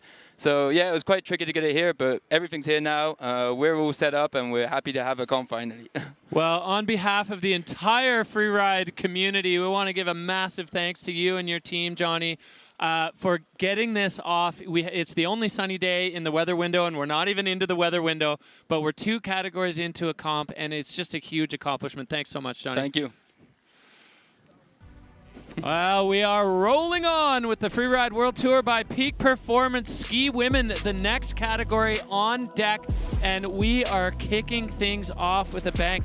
This category is absolutely wide open for the taking. In the overall right now, we've got 2-time Freeride World Tour champion Justine Dufour-Lapointe and the current leading standings overall title, well, not title holder, but leader, Agustina Vietti, the Argentinian rookie, holding it down on top. Justine Dufour-Lapointe in second, Sybille Blangeon, and then a bunch of rookies below that, Zoe Dilzaffa, Winter McBride, and Lou Perrin. And we see the cut line there with our newly crowned FIS world champion, Zuzana Vitek, just under the cut, along with Jenna and Lena. If you guys are at home watching, Molly, Astrid, and Lily Bradley, a huge shout out to all of you. Really hoping to see you back here at the Freeride World Tour. We are here with Ski Women. My name is Derek Foos, and I'm joined for Ski Women by Katie Burrell, back in the booth at the Freeride World Tour. Katie, how are you feeling? So happy to be here, Derek. As the self-proclaimed #1 fan of the Freeride World Tour, I am consistently blown away by this event, and this one has to take the cake so far for me. From all the ones that I've seen, landing on this ridge, understanding the scale of these mountains in person, and then seeing the way the athletes are responding first run down it is just so amazing. It really is. I mean, we've been sitting here in the commentary booth with our jaws on the floor, and knowing especially the fact that the riders only got to see the venue this morning. There was no day before face check because of the rush. We're going to take a look at our start list and see the orders the riders are going to be dropping in. Winter McBride, the Utah rookie, kicking things off for Ski Women. Our current leader, Agustina Vietti, first Argentinian woman on the Freeride World Tour, and she is in the leader's bib. Sybille Blanjean riding out of Verbier. Two-time Freeride World Tour champion Justine Dufour-Lapointe, Zoe Del Zoppo, and wrapping it up with another French rookie, Lou Perrin. It is a stacked field of heavy hitters, and we've been talking a lot about the rise of the rookies this year. Only 2 veterans making it through the cut, and the other 4 ski women all first year on tour. Incredible performance from the new riders on the tour this year in ski women. It's pretty incredible to see the depth of talent in this field. The fact that some of those veterans aren't here today, but the riding is as heavy as it's about to be. It's super exciting. These women are so talented. They're all so rock solid, and just cannot wait to see what they throw down on this face. Well, Winter is just taking it all in. She works on the admin team for the IFSA. That's the governing body for freeride in North and South America. And Winter McBride will be kicking things off. Peak Performance Fun Bet fan favorites. This is Freeride Fantasy League. Justine Dufour-Lapointe getting 94% of the vote. An overwhelming vote there. Sybille Blanjean with 65%, and the current rankings leader, Agustina Vietti, with 56% of you feeling that she will land on the podium. If you see those numbers don't add up to 100%, it's because of the options of landing on the podium, not just for the win in the competition. And I just realized I forgot to put my fun bet picks in, so I'm going to be taking a big fat 0 on this one. Copy that, Derek. We've got Winter in the start gate. The early reports back from the snowboard men and snowboard women saying that the snow is riding really well. It's super nice. It's cold, but it's soft and consistent. Winter was so excited when I was chatting to her before she flew up to the ridge in the start gate. Well, Winter McBride riding out of Ogden, Utah, making Snow Basin her home. She got a chance to go home for a minute in between stops, and she is starting her campaign here down this enormous Alaskan face as we kick ski women off. And right into it, Derek. She's in the air, cruising down through here. Super powerful turns. Look at that blow up snow. Well, Winter, she's kind of making a name for herself by riding high speed and aggressive style as she comes into this extremely technical section, launching into the couloir, keeping it moving. The judges notice that into the white room. When the snow blows over your head, you can't see where you're going. And when you're standing on a 40-plus degree Alaskan face, that can be daunting. But stylish execution there for Winter McBride as she exits the top and is now moving over to the rider's right. This is where things get really steep. Losing her footing a little bit there, Derek, but so solid in the air, so consistent on her skis, smooth. She looks great. Yeah, and Winter keeping the style, throwing the shifties there. Style, air and style is one of the judges' categories there. Flying past Jeremy Bernard there. He's going to have some incredible photos at the end of this day. And Winter keeping it moving there, managing the slough. It's also completely convex. So the riders, you know, it's not easy to see where they're going. But Winter making short work of that section. And she's got this big feature that we saw come into play with the snowboarders, launching perfectly off that. And no, getting caught up in the slough. Oh, those slough deposits, the snow conditions there. It's firmer, it's harder. And when you transition from powder to that firm snow, it can be a rough ride. And Winter with such a heartbreaker there, going down right at the bottom of the face. Oh, that's absolutely crushing Derek. She was having such a good run, looking so good in the air. Making sure she's okay, checking herself out here. Yeah, Two thumbs up. We got the clearance. So she's the only thing hurt is the ego and the what might have been moment there for Winter McBride as she was on an absolute belter of a run. We look back here at this replay. So she picked up a bunch of speed through the couloir, making those absolutely beautiful turns. And then off this air, she looked so solid in the landing, but it was the run out that got her. So she transitions across, making a turn back into that slough. Oh, and she just got crumpled. You could see her knees come up almost to her chin. It's an incredible texture difference there, Katie, from soft to not soft at all.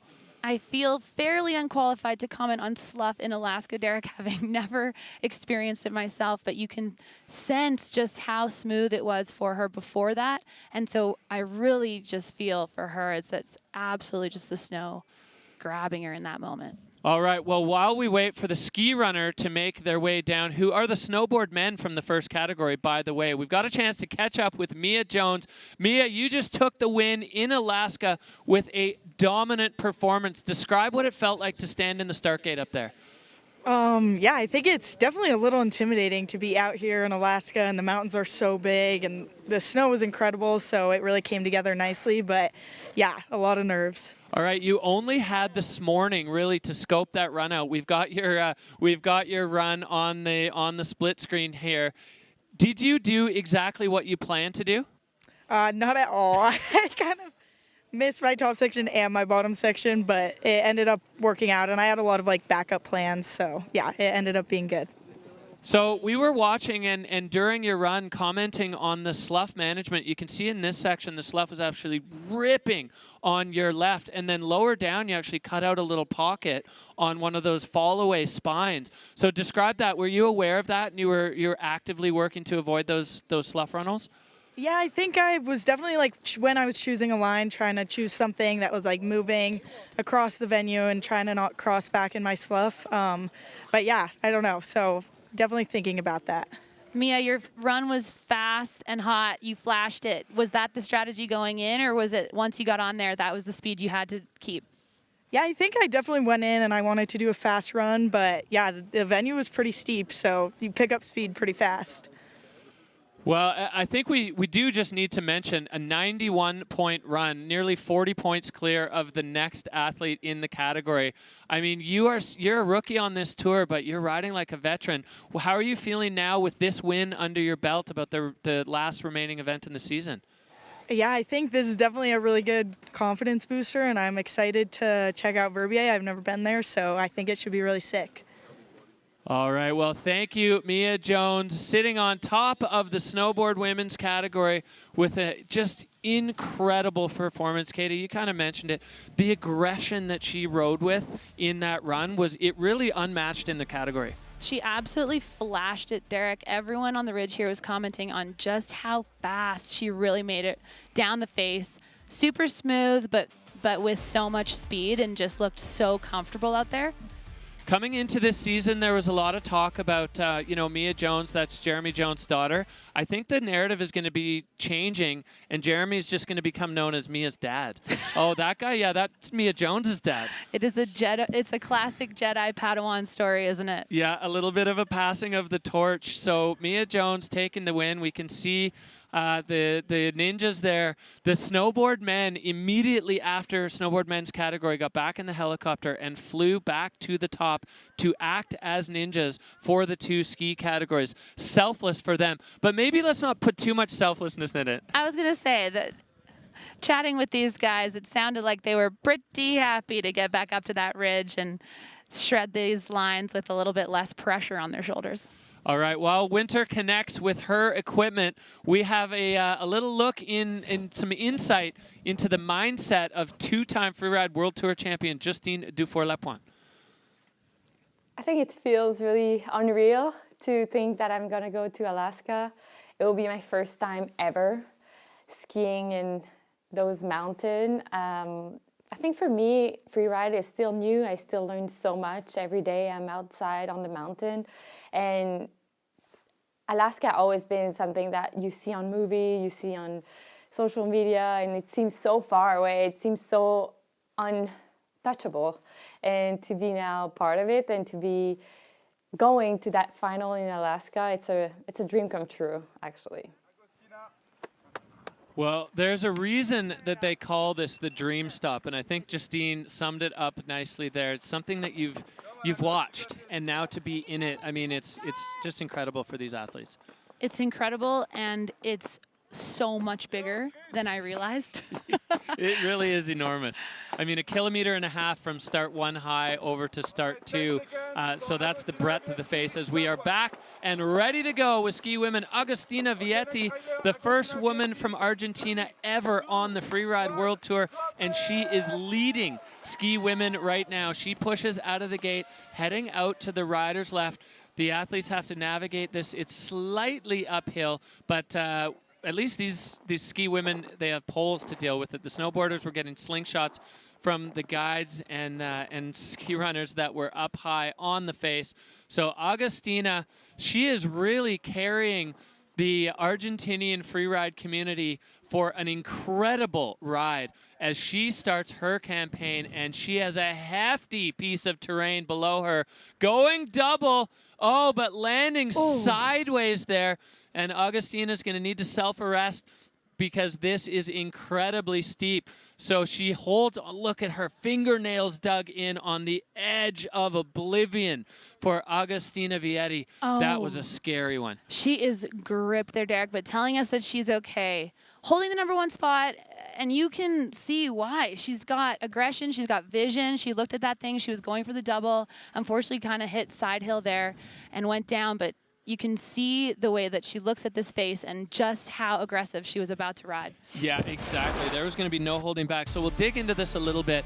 She pops off the first step of this double and landing, unfortunately, completely sideways. So that force has to go somewhere, and it goes into a tumble.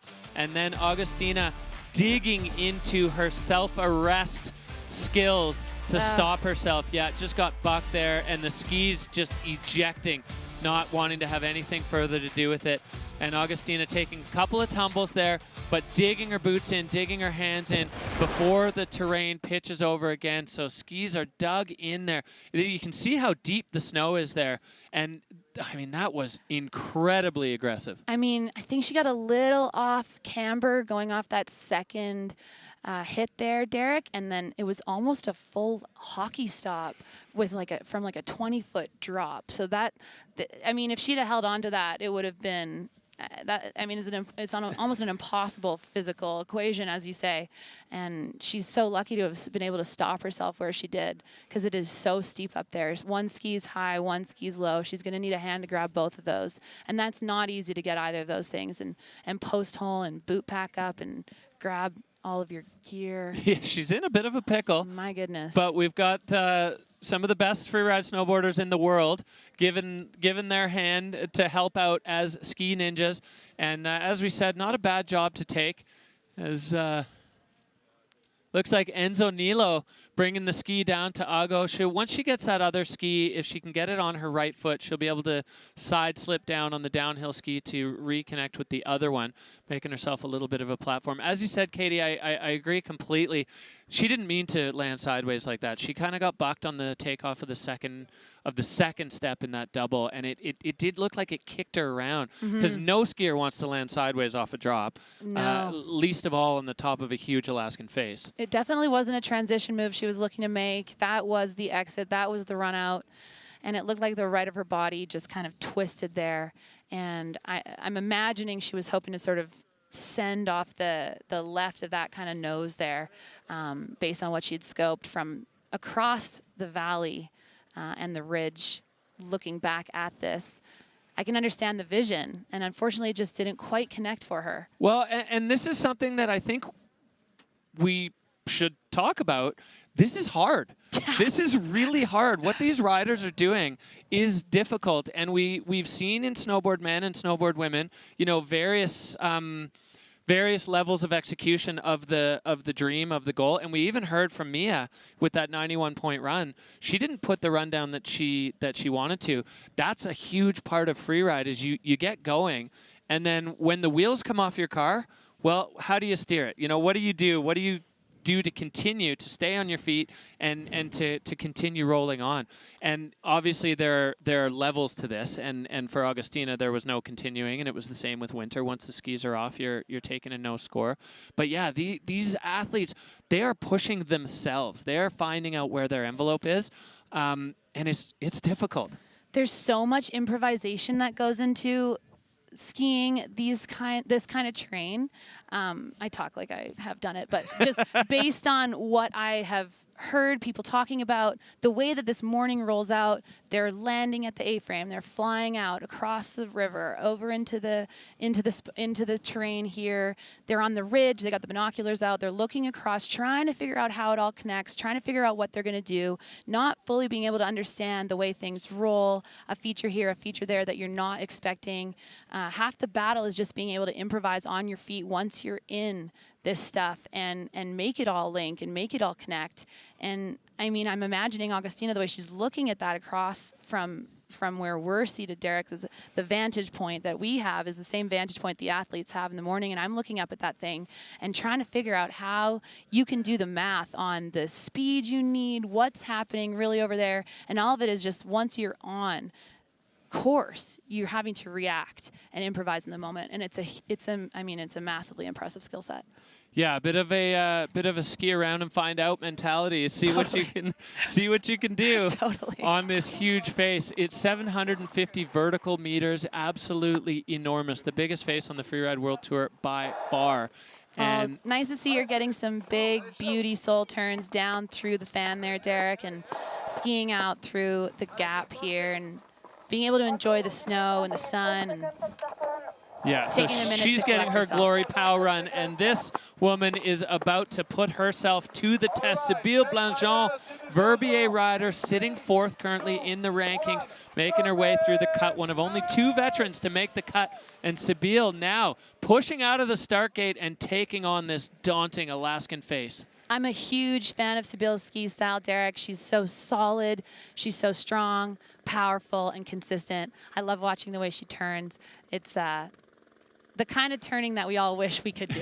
Yeah, and this being a return from injury season for Sybille, the first event in Baqueira in Spain, she said she was just feeling it out, seeing how her knee felt, and she said, oh, I have way more in the tank. And we saw her bring that in Val Thorens to the podium as Sybille going right off the nose of that air with a huge feature. She's got to get her speed under control. She does a great job of it, back in control and continuing to tick off features on this face. She is mocking through this course, Derek, and looking so good in the air.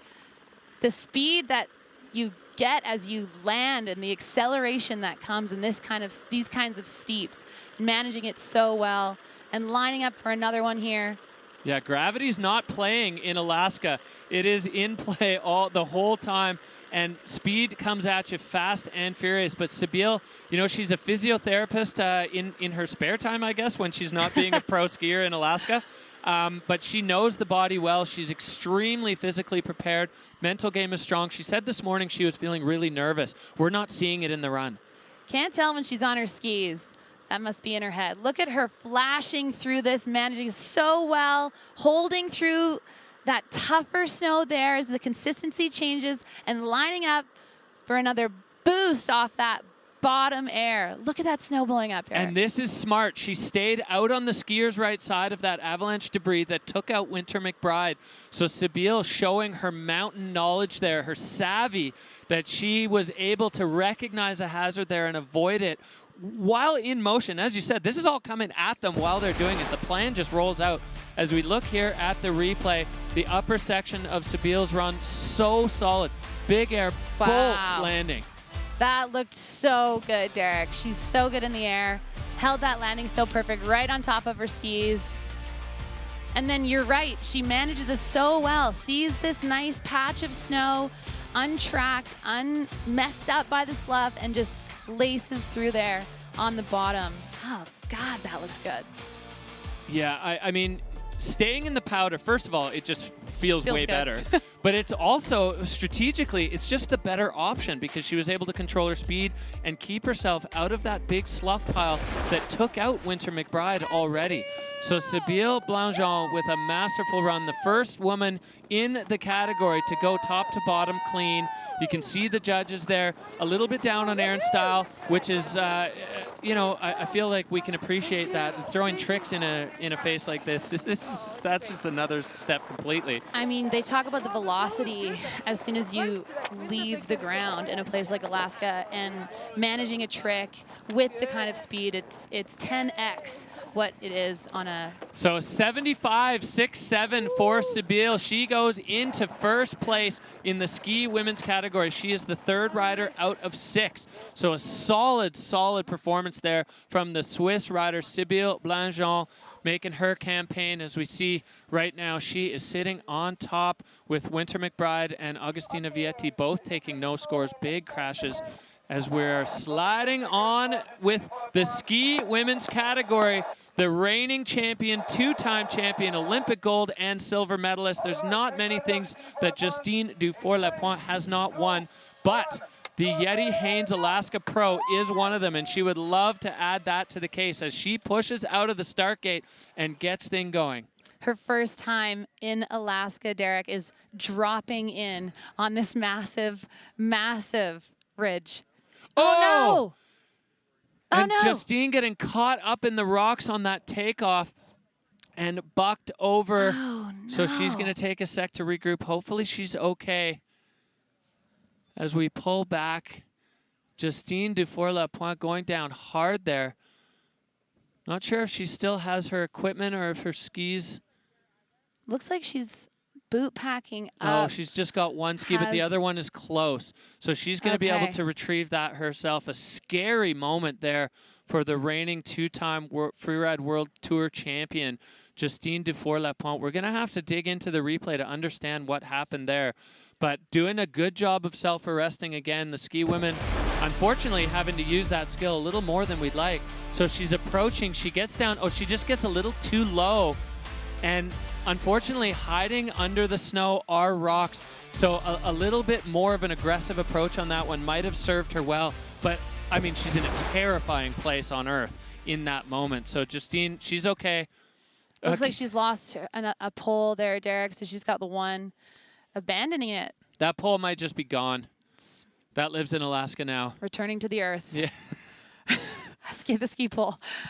So Justine Dufour-Lapointe, this is an interesting strategy point with 2 no scores already and only 1 completed run. Oh, no, her ski did come off. I was about to make a statement that was absolutely untrue. Her ski came off, so she is also in the no score gang here. So she's just going to ski off the venue and getting caught up a little bit. Yeah, looks like the snow changed on her a little bit as well, where she went down, Derek. Just the speed in which she was coming in and then the speed in which she went over. It looked like it grabbed her.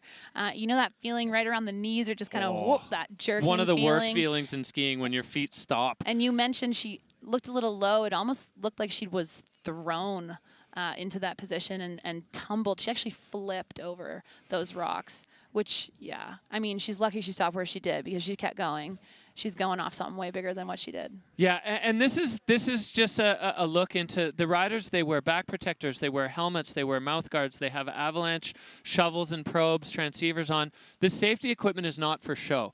There are real consequences in this terrain doing what these riders are doing, and so all of those safety measures taken are for a reason. And unfortunately, Justine Dufour-Lapointe showing us exactly why back protectors and helmets are absolutely critical in this sport. So 4 riders in to ski women, and we have 1 completed run with skis on.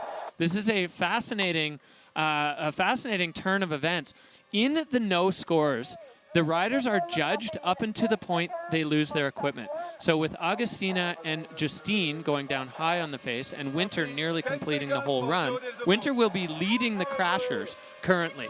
As we go back up, hoping for no more of that, Zoe Del Zoppo riding out of La Clusaz, 20 years old, part of the rise of the rookie in ski women this year.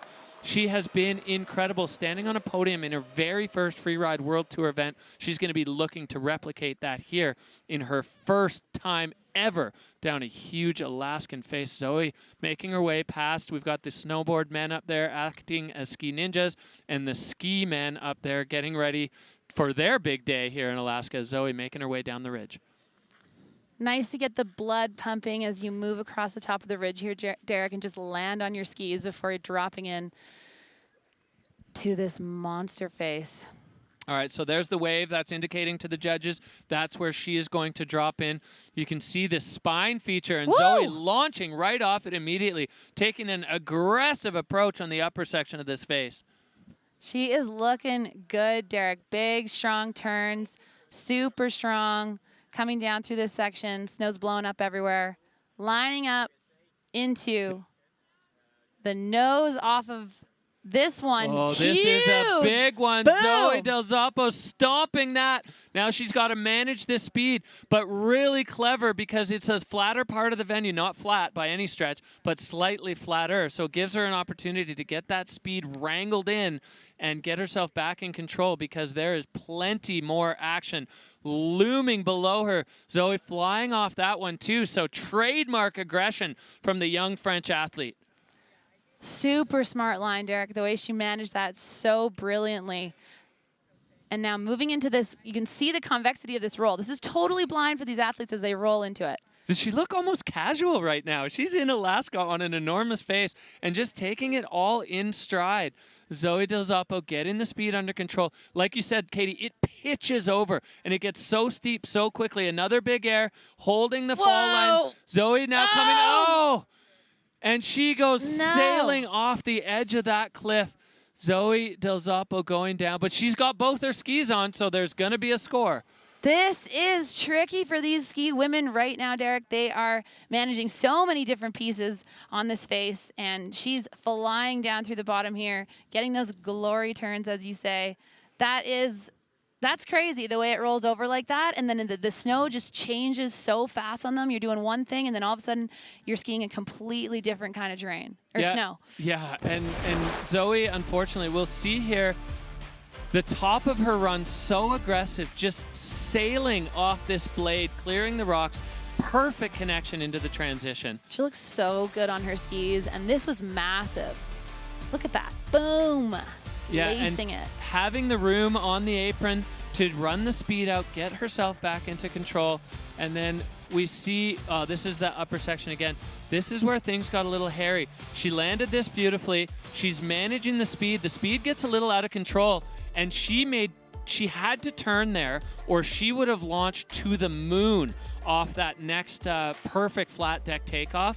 But by putting her skis sideways, unfortunately, she wasn't able to hold the pressure, and she went down, actually falling off a corner of that cliff. The last drop she hit, Derek, you could see just how steep it was and just how steep the run out was. Managing speed down through that to line up that bottom hit is not an easy feat.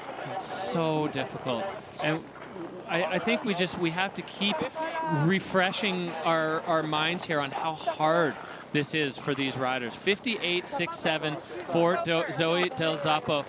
So this is kind of wild to say because Zoe looks like she's pretty rattled, but she's guaranteed a spot on the podium right now. She does look like she's pretty rattled, Derek, but she also just launched off. She fell off a cliff in Alaska. So I understand why her body might be feeling a little banged up at this moment. But she is going to be standing on the podium regardless of what happens next. And Sybille Blangeon, the worst she can do is second. But this woman is going to have her say, Lou Perrin, another one of the powerful team of French riders coming out of Val Thorens. She went to the Olympics for slopestyle, shifted gears to freeride, and has been blowing the doors off, made finals in her very first year, and now finds herself in Alaska. What do you think that the mental state is after watching, we've had 5 riders down, one of them has made it clean. Well, you mentioned her Olympic career, Derek, and it's clear to me with some of these athletes, just the way that they are such dialed competitors, and they know how to get out of their heads, into their bodies, and onto course, regardless of what's going on around them, even if it's total mayhem. Well, Lou airing stylishly off the cornice at the very top and already has stacking up features as she is staying over here way further on the rider's left. Holding on to it, though. She's got control, using that powder to slow herself down. So a really good top section and a huge air from Lou Perrin. She landed right in someone else's bomb hole, but she managed to regroup there. A heavy landing for Lou, but holding onto it. She is mocking through here, Derek. That bomb hole was so big, I thought it was a rock. The way she held on to that is unbelievable. Such leg strength. Those hours in the gym really paying off for her right now, and she is hauling through this roll into the bottom section of this face. Yeah, and this is where it starts to get heavy again. You feel in that flat section like, okay, I've done it, but it gets real, and we've seen this section take a few other riders down. Lou Berin making short work. No! She goes down as well, getting gobbled up by that slough, but she's still got both her skis on, still launching off that air. What a bucking Bronco ride for Lou Berin. A recovery on that bottom air there, and managing to just stand back up and send her off that last hit. She was skiing so strong down through the slough in that bottom little coulee there, Derek, and then found herself down, but back up. Well, we saw Lou with that nice pop. She's got almost like the bald eagle style. We are in Alaska, condor pop. And then getting control back, using the powder. I mean, so much of this was so good for Lou. And then she just put herself right into the heaviest landing. My. That was not an easy one to hold on to for the folks at home. That is serious strength. Yeah, she got bucked there by someone else's track in the slough.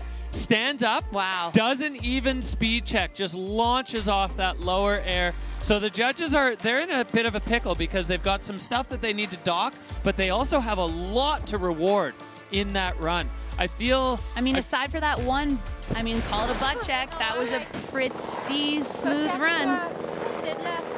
So Sybille Blanchon, I mean, this is just goofy, like the only woman in the entire category to go clean top to bottom. We're gonna see, I think, a decent score. I don't like to put any numbers out there in speculation because the judges, they're watching through binoculars, they're looking at details. We're cheerleaders here in the commentary booth and are cheering so hard for all these riders. So we'll see, they're probably weighing that against the run of Zoe Del Zoppo, who is currently sitting in second. I have to think that the clean perfection of Sybille Blanchon's run is not going to be troubled. Although the aggression that Lou showed, I don't know. I can't even dig into it. It is a tough one, Derek, but rules are rules, and I think that the crash at the bottom there, albeit recovered and able to send it off that bottom and manage it so well, yeah, there's going to be a control dock. Take it. There's going to be a control dock for sure for that. The rest of Lou Berin's run, absolutely masterful. And I think important also to recognize the entire ski women's field has never skied in Alaska before.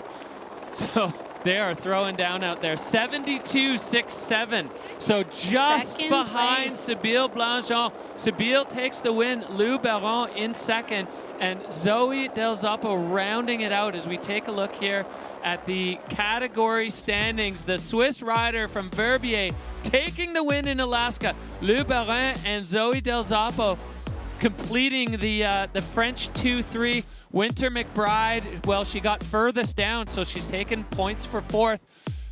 Justine Dufour-Lapointe and Augustina Vietti. As we take a look back, Katie, at this winning run from Sybille, the only rider to go top to bottom clean.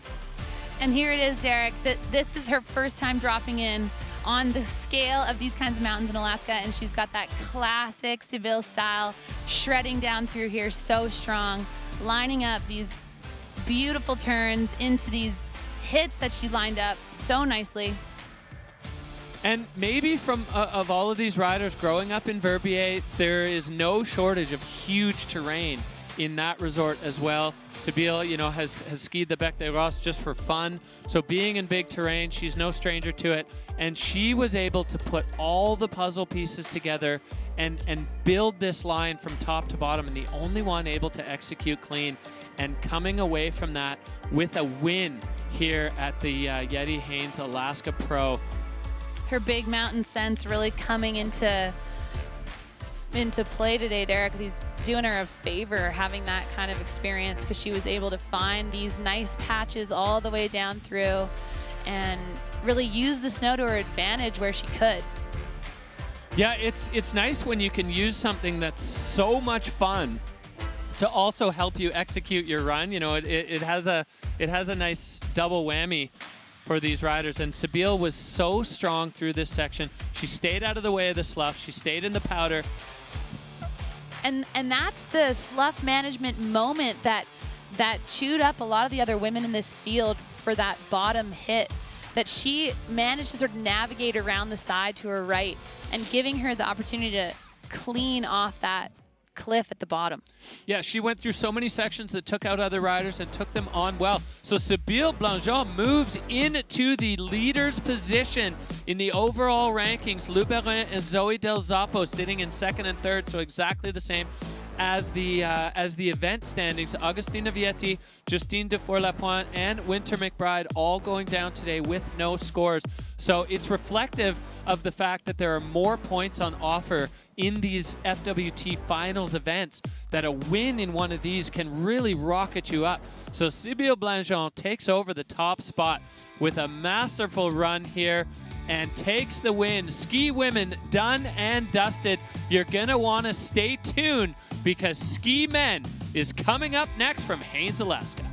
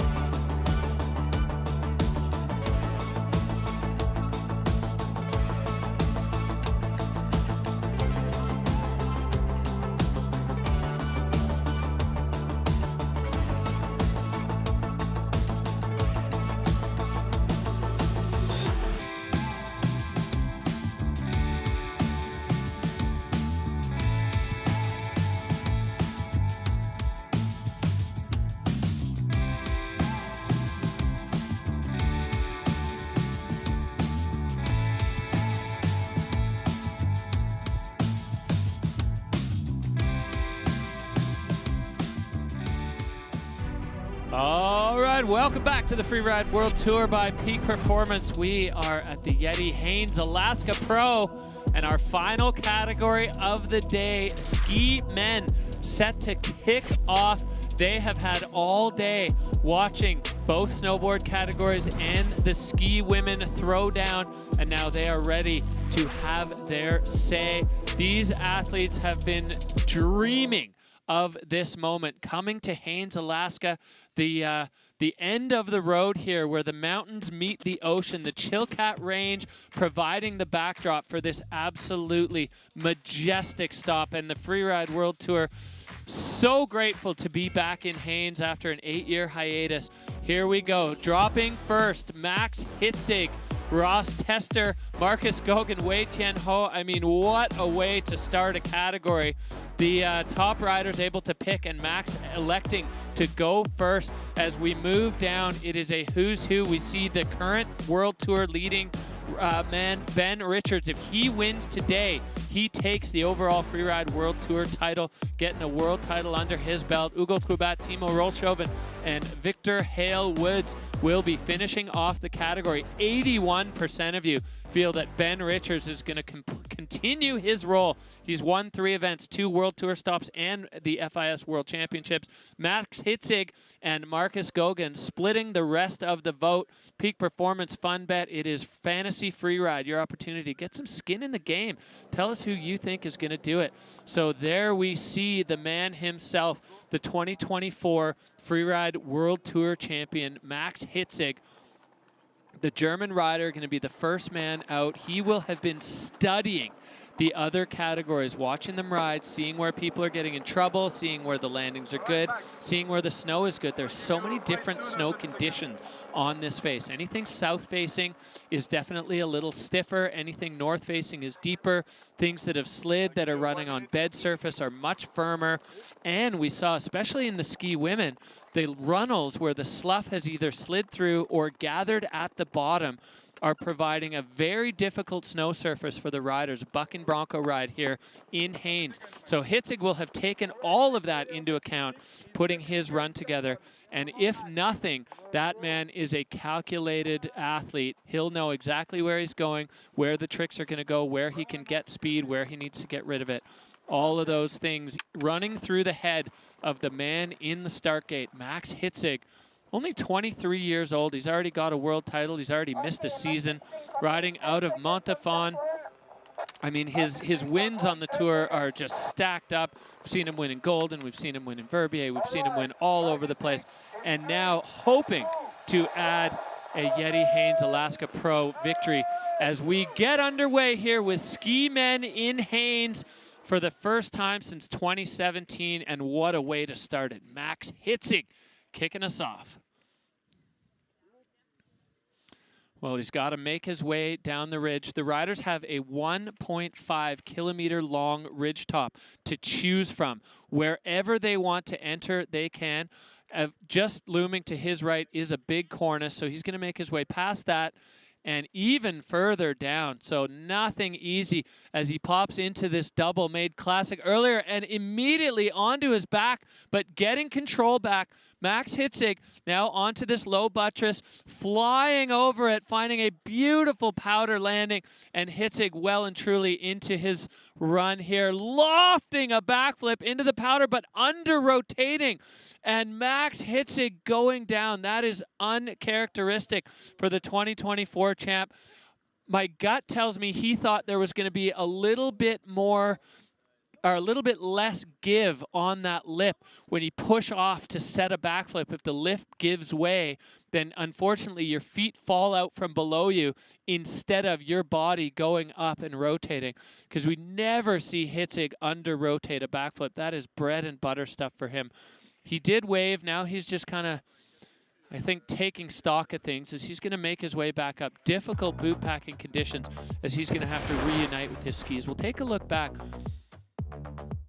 Laying the backflip out. Doesn't look like it gave away too much. He just shorted the rotation. Unfortunately for Max Hitzig, pushed off. It was a little off camber, that takeoff. So possibly one shoulder got a bit lower than the other. And we see here, this was his entry into this double, and he got tossed on that one, landing nearly flat on his back. So challenging out there. I mean, for truly one of the best skiers in the world to have such a rough ride, that tells you a little bit about how the conditions are as we make our way through the day. He just got a little bit bucked. That's a short patch, a short pad on that double. So Max Hitzig having a rough time getting bucked on the first one and then under-rotating the backflip. So tough start to the day for the 2024 World Tour champ, as he is back with his gear and making his way. Well, at the very least, the consolation prize is an absolutely beautiful run down this spectacular Alaskan powder. He is a tiny speck on this enormous face, 750 vertical meters. And the part that Max is in now, a little bit mellower, but the snow, absolute perfection. As the sun has been moving across the face, the more sun-affected areas are providing a slightly firmer landing for the riders, and Max Hitzig falling victim to that.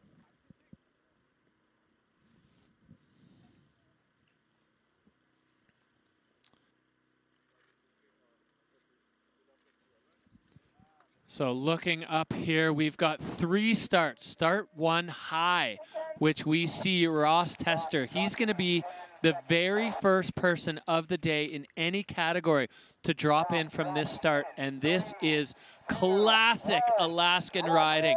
It drops away unbelievably steep underneath as Ross getting himself moving. He's got to find his entry point on the cornice there. Little wave for the judges to let them know he's going. And he is in now to this absolutely classic piece of Alaskan terrain. Popping over, you can see how steep it is. 360, and Ross lands perfectly, getting the speed under control, using the shape of the terrain to slow himself down.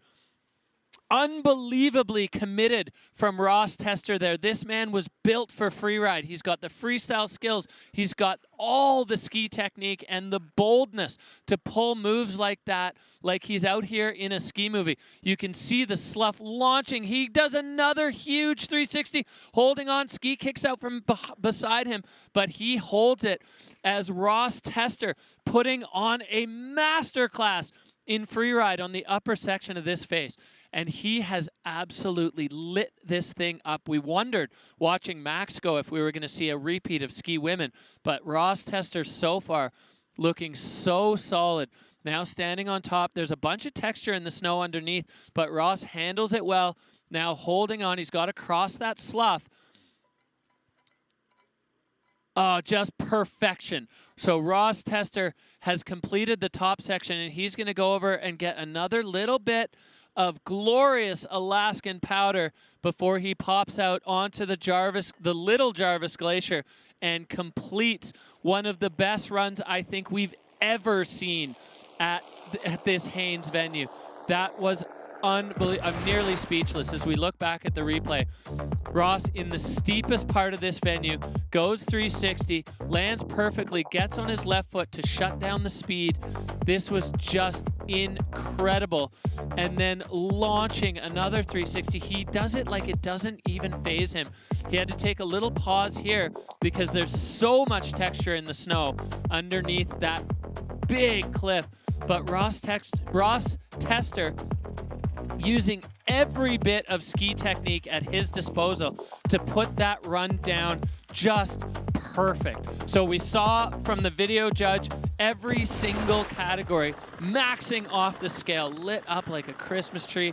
This is freeride at its finest. You can see just a little fist bump there for Ross Tester as we have been waiting to see what the ski men were going to do with this face.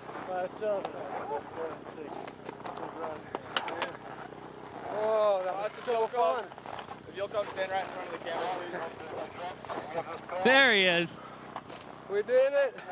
99, Ross. We did it, indeed. All right, score dropping in an 89-point run, which from the judges is a huge statement this early on.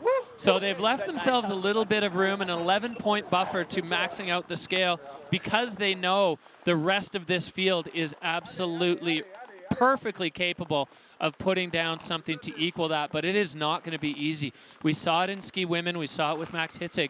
The conditions are tough to master out here, and the terrain is incredibly daunting. Back up to the top we go. The 2025 Freeride World Tour champion, Marcus Gogan, riding out of Whistler, BC.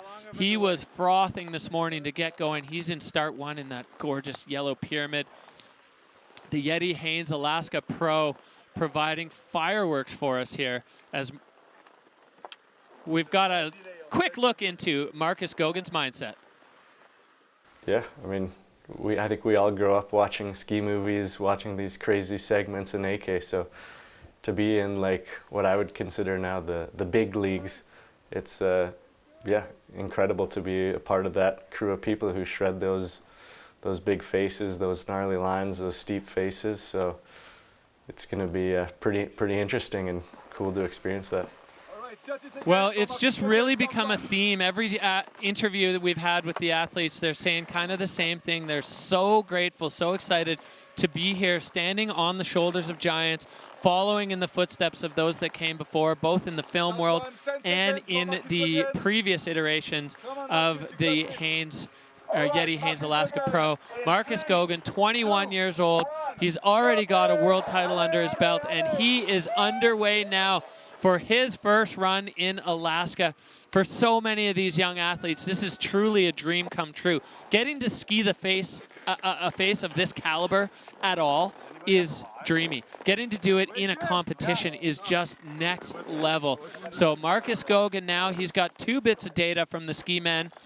One really good one and one a little rougher as he makes his way down the ridge, and he is going to enter at the same point we saw Max Hitzig go into this double.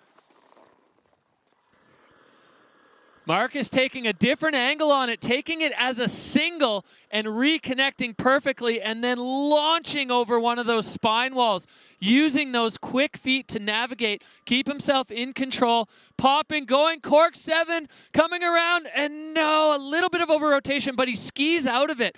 So Marcus really bringing the freestyle, huge backflip there. Immediately back-to-back tricks, a little bit messy, but Marcus Gogan showing that he is not messing around. And a ton of speed with an enormous backflip, a little over rotation on that one. Whoa! I mean, what is even happening out here? Marcus Gogan going about a mile in the air. Looks like his ski came right next to him. He was shooting for the moon with that run. The top section so perfect. Taking that double that gobbled up Max Hitzig as a single, but on a different trajectory, and then just absolutely grabbing the reins. This was really smart scoping here as Marcus taking that at a different angle to give himself this angle, and then setting the down the pipe cork 720, just a tiny bit over rotated, and then the hate hucking started. An anger backflip, bouncing out of that, and then no speed check into this. He was over the horizon. Marcus Gogan proving there is no such thing as too big. I mean, maybe too big to land, but not too big to go, as he, I cannot wait to see the photos and images that come out of that, because he was above the peaks in that backflip. So a huge, huge send for Marcus Gogan. Thought he might be able to recover a bit of a score after some of those bouncy bobbles, but unfortunately deciding to do one of the biggest backflips ever in the world and losing both his skis. So Marcus Gogan going down, Max Hitzig going down, Ross Tester going perfection, and I am joined in the booth by two-time Freeride World Tour champion Justine Dufour-Lapointe after your wild ride on the face. Justine, how are you feeling? Thank you so much, Derek. So nice to be here with you right now. It's my first time joining you on this position. It's quite cool to just have the opportunity to go ride and then comment with you. It's dope. All right. Well, you had a bit of a wild ride up there. You feeling okay? You fell down a cliff. Yes, I think everyone got really scared. I hit few rocks, but I saw them and I tried to roll over and slow it down, so I managed. So everything is fine. Everyone at home, I'm good. I'm okay. You can now all breathe. Yeah, it was a rough ride for ski women. Only Sabile managing to put down a clean run from top to bottom. And so far, we're 3 riders into ski men, and only Ross has put down a clean run. It's a tough one. It's tricky out there. What was the... Oh, we're going to stay focused on the competition here. We have our next rider in the gate, Wei Tian Ho, another rider out of Whistler, the Whistler Freeride Club, just pumping out these incredible world-class athletes, also only 21 years old. The youth rising here. So the pressure is off these riders. They've all made the cut, but the pressure of performing in Alaska is another thing altogether. The good news is they have Wi-Fi up top, so they are right now watching the live, and he probably know that all the riders have crashed already. So I think Wei Tian, I don't know if he's going to keeping the same strategy or going for it, even though the snow is quite catchy today. Well, we are about to find out as Wei Tian Ho drops into this little channel that leads down to this classic double that we've seen various results on. Wei Tian popping off the first one. And immediately going down. From the drone angle there, I have no idea what happened. But Wei Tian going down instantly on touchdown on the pad on that double. I don't know if he lost the ski there.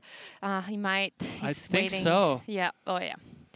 It's really tough today. I feel like every time you're slowing down, like right in front of a feature, it's really there that it's catching up, like the skis, right when you turn a little bit too much on the edge, and those edges are really, really sticky today. Well, we'll see if we can get another angle on it. He went off the first step of the double. Oh, he went too far. He went too far. He overshot that landing pad in that double stager. Here we're going to get a better view of it, and landed in the rocks. So that's a really short pad there. You need to just barely creep off it, and Wei Tian just going a little bit too far. This is tough. You guys only had this morning to scope. It was really rushed. Freeride is really roller coaster for us. We only had this morning to really see the face, and that's really a big challenge for all rookie, but even like skier that have a ton of experience. Riding a face for the first time and only having few hours to get prepared and to really consolidate and like confirm all your feature. It's not so much. And when you're arriving on the face and you're skiing for the first time, it feels kind of like everything is real and it's going so fast. It's so real. So there, speaking of real, the position of Wei Tian ski, that's going to be a tough one to get. We have a interview coming up here with the winner of the ski women's category. Sibylle Blangeon taking the win for ski women here in Haines. If we can find Sibylle while we're focused. There she is. All right, Sibylle Blangeon, huge congratulations for taking the win. I think we have to say it. You were the only one in ski women to put down a clean run. What was the difference maker for you and allowed you to be able to do that? Yeah, first of all, thank you so much. I'm really stoked. I don't know, to be honest. I feel a bit sad for all the girls. It's always nicer when we can really fight for the win. But I'm really proud of myself. The run was really long, so it was tough physically. So I guess my physical preparation paid off. So thank you to my coach. Yeah, big time. So we were discussing while you were in your run that your home resort of Verbier also has a lot of huge terrain. So you're not a stranger to being on big exposed terrain. Do you feel that that played a part in your ability to execute today?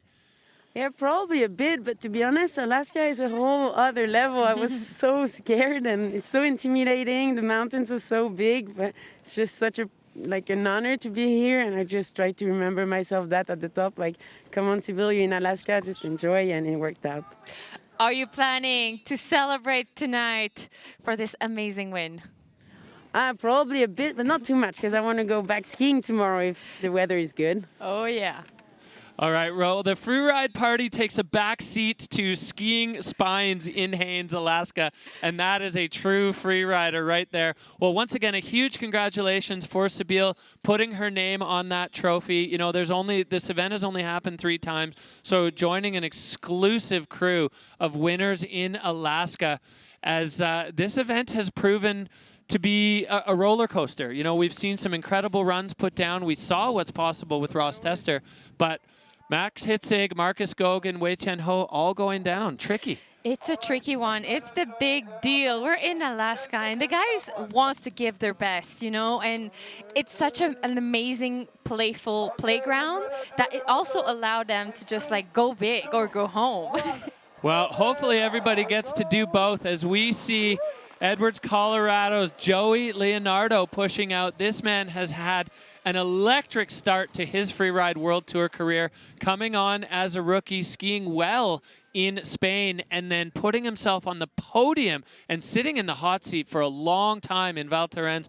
Only Ben Richards able to dislodge him. So Joey Leonardo looking to keep things rolling as he is making his way down the ridge.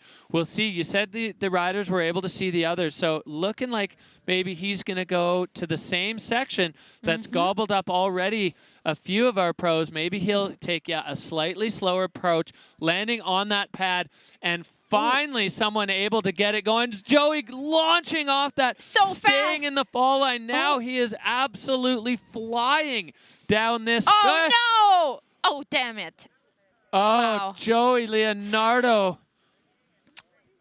getting violently tomahawked down the face. Hands are up, though. There you go. Oh, this is Freeride. That's a rite of passage for just about anybody who comes to Alaska and wants to have their say in these mountains. Tomahawking down. Oh, there you go. He looks fine. For everyone at home watching, he's having this smile. Oh, this is a tough one. This tomahawk was ginormous. Like the speedy gain up top. Wow. So he takes a slightly more cross fall line approach on that double, and you can see the speed was already getting away from him. He holds on by staying in the fall line, and here we see him cross that little slough cone, and boom! His head goes down, and then he is sent to Tomahawk downtown, a one-way ticket for Joey, all the way down, and then comes running out of it. If you've never tomahawked like that, when you come out of it, you're dizzy.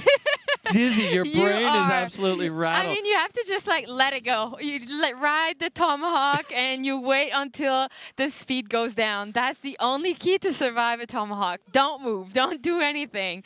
But yeah, it's a tough one. You can see that. I don't think he was supposed to go that fast. Oh, no, it got away from him after the first air. For sure.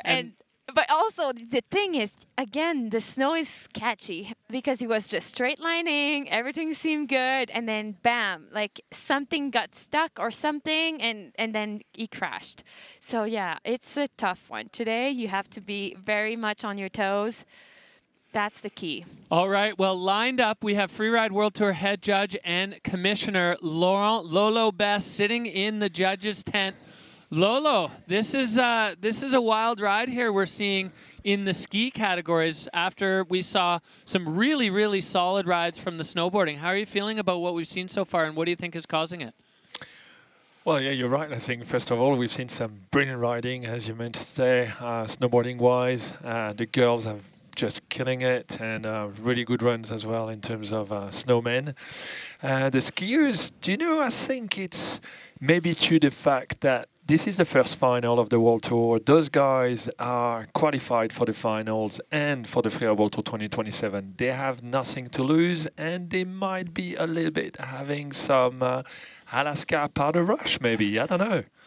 A little Alaskan fever kicking in the ski categories. We saw one clean run from ski women. We've seen one clean run so far for the first 5 from ski men. Let's talk a little bit about the run of Ross Tester, though, because he was the one to put it down, and he really, really hit all the ticks. That run was incredible.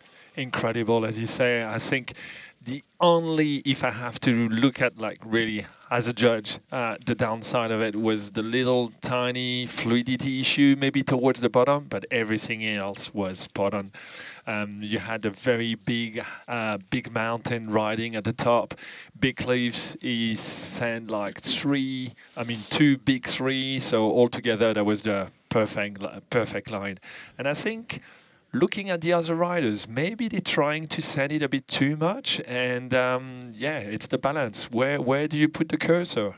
How far you want to go, and how fast you want to go? But yeah. Yeah, let's talk about that fluidity conversation, because as you know better than anybody, fluidity is speed, but speed relative to the terrain you're in. Do you think if he hadn't slowed down there, that he might have seen a similar result to what we've seen from all the other 4 riders that have dropped so far? It's possible, likely. I think he also entered a zone where he probably couldn't really see where was the landing, and I think he'd just been cautious and probably clever. That was the right move to do. All right, right move indeed. This is the only man at the bottom on his feet so far in ski men. Thank you so much, Lolo, for the insight from the judges' tent. We see, looks like Joey's reunited with his skis. If you're just joining us, I'm Derek Foos. I'm joined by Justine Dufour-Lapointe. It is ski men, the final category of the day here in Haines. And yeah, providing a challenging backdrop here on this big mountain. Justine? Yes, Alaska is serving us a great show. Honestly, it's so impressive for us riders to be here. For most of us, it's the first time in Alaska, period. And it's a different terrain. It's a different mountain. It's a different type of snow. And it's a lot of things that we need to adapt today. All right, well, in the start gate is the man in the driver's seat on the Freeride World Tour and ski men right now, Ben Richards. 2 wins on the Freeride World Tour, a win at the FIS Freeride World Championships. He has 3 in a row if Ben wins today, he is Freeride World Tour champion. Nobody can take him over. There is still a chance if someone else wins because of the extra points available in these finals events. But if Ben takes the win today, but he's got a tall order with A, the run that Ross has put down, and B, what we're seeing from the other riders in the field. Ben is on the clock. It's his season. He's unstoppable. Let's see what he have to do. Wow. Oh no. Oh, what a recovery there from Ben Richards, taking a similar angle as Marcus Gogan and taking it as a single, lofting a big 360, perfect connection. So we are seeing the GOAT just out to play right now. Ben Richards putting it down so far on top. But of course, Justine, as we've seen, the bottom part of this venue is just as challenging. Oh yeah, it's not over until it's over. He's serving us. Wow, so big. It was so large. Look at this skiing. He looks like nothing bothered him. This guy is incredible, honestly. His technique is so solid, and Ben Richards makes it look stylish every time he gets on any free ride face. So coming down into this broken up lower section that we see gobble up a bunch of the ski women, he's got to control that speed as he crosses the slough cone, taking a ton of speed. The hand drag 360, perfect again.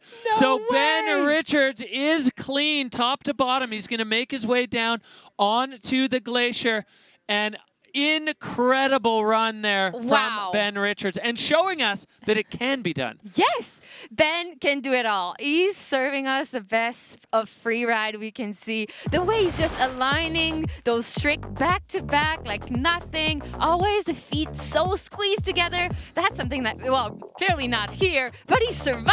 Yeah, he kept going. Landed right in Marcus Gogan's bomb hole. Coming in here, he's got that no pop 360 that he has just made his own, where he pulls his feet up and then lobbing a huge stylish shifty off that one, and then Ben bringing so much speed to this, carving into that hand drag 3. He was almost halfway around before he even got to the lip, and it allows him to land not so far down the transition where it's still steep. So Ben Richards just proving to us once again, like we needed to know, that he is so good at this. It's beautiful to watch, honestly. And he's riding, like, honestly, the history of freeride. This name will be a forever name. Ben Richard is the guy. He's the GOAT, honestly. The way he's performing is always there. So the 89 of Ross Tester, Ben Richards 82.67. Nice. So my instinct there is the line that Ross took off the top. He went from start one high through some of the most difficult terrain available on this face, and certainly the steepest, and did a 3 up there. Yep. So that line score stands strong for Ross Tester. Ben Richards moving into second, and then 4 no scores. Marcus Gogan leading the no score gang down there. They are scored up until the point that they crash, and then they give them decimals. So Marcus is currently leading the no score gang, but we still have so many talented riders yet to go. Ben Richards putting on a clinic, but Ross Tester holding off one of the biggest challenges of the day. And I'm not sure if I've done the math correctly, but I think that means that the title goes to Verbier, because with Ross ahead of Ben, Ben's not going to win today. He could still be on the podium. Exactly. Somebody behind the scenes will double check my math, because I don't have. We're getting word. We think that's correct, that Ben Richards will not be winning the overall title today. But we roll on, and the next man in the gate is an exciting one to watch. Spanish freeride sensation Abel Moga. I feel like Abel was born for this terrain. The bigger, the better. 25 years old, representing Spanish freeride proudly on the Freeride World Tour. He loves the gnarly. He loves deep, like as deep it is, the better he ski. Like this guy just love it. When it's complicated, super steep, he's there to win. So a huge air right off the top for Abel. We got a little view of the start gate there. Back to Abel's run. and it is so steep over here on the rider's left side. Abel with a huge 360, but just tipping forwards in the air and unable to hold on. Looks like a ski come off, so he's joining the no-score gang. Oh, gosh, that's a tough one. But you could see it right at the takeoff. He lost balance right away. So that was a sign that it's going to be a tough one to land as well. I feel like sometimes, if you're maybe a little early, a little bit too much quick on the takeoff, that can play a huge role on the way you land, and that's what happened there. Justine, tell us about the takeoffs up there, because we've seen a few riders struggling with balance on the takeoffs. What's the factor here? Because that takeoff looked all right, but he wasn't trying to spin. Yeah, no. I mean, I think whenever you're trying to spin or to kind of like slow down, it's where the ski can catch easily with that snow. It's a really catchy snow. It's 5 days old snow, so it's getting a little bit tracky through the days the more the snow gets old. So it's a fact that you just have to be sure when you're tricking to really be patient and to wait the last second to move your skis. Well, and I think we have to really go back to what we heard from Lolo in our judges interview there. A bit of Alaskan fever may be kicking in too for these riders. I mean, Abel had 0 speed checks on his way into that 360. Tossing a cork 3 on a feature of that size at that speed on a big Alaskan face.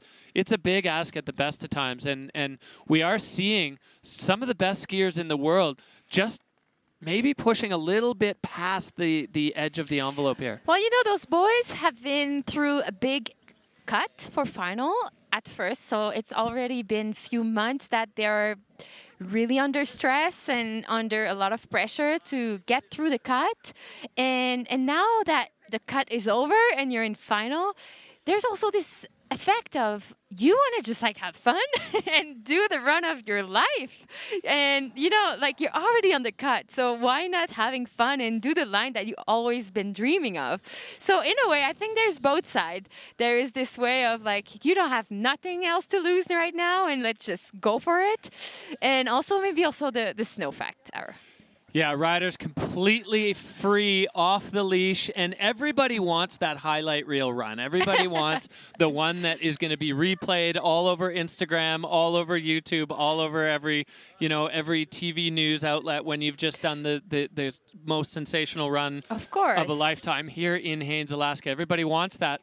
And the field is so stacked in all 4 categories that in order to do that, you have to push. Yeah. You have to. There's nobody's getting away with a safety run I today. mean, look at those 2 runs that those boys did. It was amazing. It was incredible. And the level is outrageous. And honestly, those boys have to give their best if they want a chance to jump on that podium. So in a way, I don't blame them. Oh, no, they have to do it, and they are excited to do it. And speaking of excited, Yay. Canadian rookie Jack Kolesh coming Canada. out of Invermere, riding out of Lake Louise, part of that Ular Big Mountain team. He has been a sensation as a rookie on the Freeride World Tour and pushing hard. Another one who hopefully has been watching what's been going on and is modifying the plan to suit the conditions and suit what's been happening. I really don't think we're going to see any of these guys hold back. 21 years old. All the Canadian ski men right now, 21 years old. The youth rising as Jack Kolesh gets set to push off down his first trip from the top of the start gate in Haines, Alaska. The YETI Haines Alaska Pro delivering us fireworks as Jack Kolesh out of the gate from start 2. Jake is on course, figuring out his first feature. Oh, taking that beautifully. And Jack, such a technically proficient skier. He always looks so solid. Turning this feature into a double with a 360 off the second stage, holding on. Wow. Absolutely perfect. And then another one out the bottom. So Jack Kolesh, blink and you miss it as he made such short work at the top of this face. That was flawless. Honestly, it was just so cool to see back-to-back feature like nothing. It was really cool. All right, well, Jack Kolesh now gets a moment to regroup before the terrain just drops off again. Just enjoying the Alaskan powder. The snow conditions just look The view insane. is honestly so beautiful. You have to just like get back into your ski. Okay, focus. It's not over because it's so beautiful. But honestly, those legs are burning for sure. 750 vertical meters of steep skiing. Jack adding a little bit of flair there, a little bit of style. As we see now what's looming below him, the features continue to come as he's going to go cross hill, get up onto this spine. Every skier's dream to be moving down Alaskan spines, lobbing, getting the tail grab there, and Jack Kolish now continuing down this face. He has passed all the features. Now it's just fun for him as the Canadian. Another rider now in this ski men's field showing that it is possible to get down here without losing all your equipment. What a great one for Jack. I'm so, so happy for him. It's so great to do a full run, top to bottom, no mistakes. Well, double with a 360, huge 360 in the middle, and then holding the fall line to launch off that wind rib. Jack Kolish just looking like a veteran out here, showing some style. So he's got the tricks, he's got the style, a fall line approach down this enormous Alaskan face. That is a run to be proud of for the Invermere native. Derek, about the middle section? You know, it's a big, long section where nothing happened, and it's kind of part of the decision when you're going start two. Yeah, and when you look here at the Hover Air line tracker, you can see that big gap in the middle where over on the rider's right, guys like Ben Richards and Ross Tester were able to add features into the line. So the line score could be a little bit limited relative to what the other guys did. That is, of course, for the judges to decide. But what he did with that line was absolute perfection. So we see 72.67, and I think you're exactly right, Justine.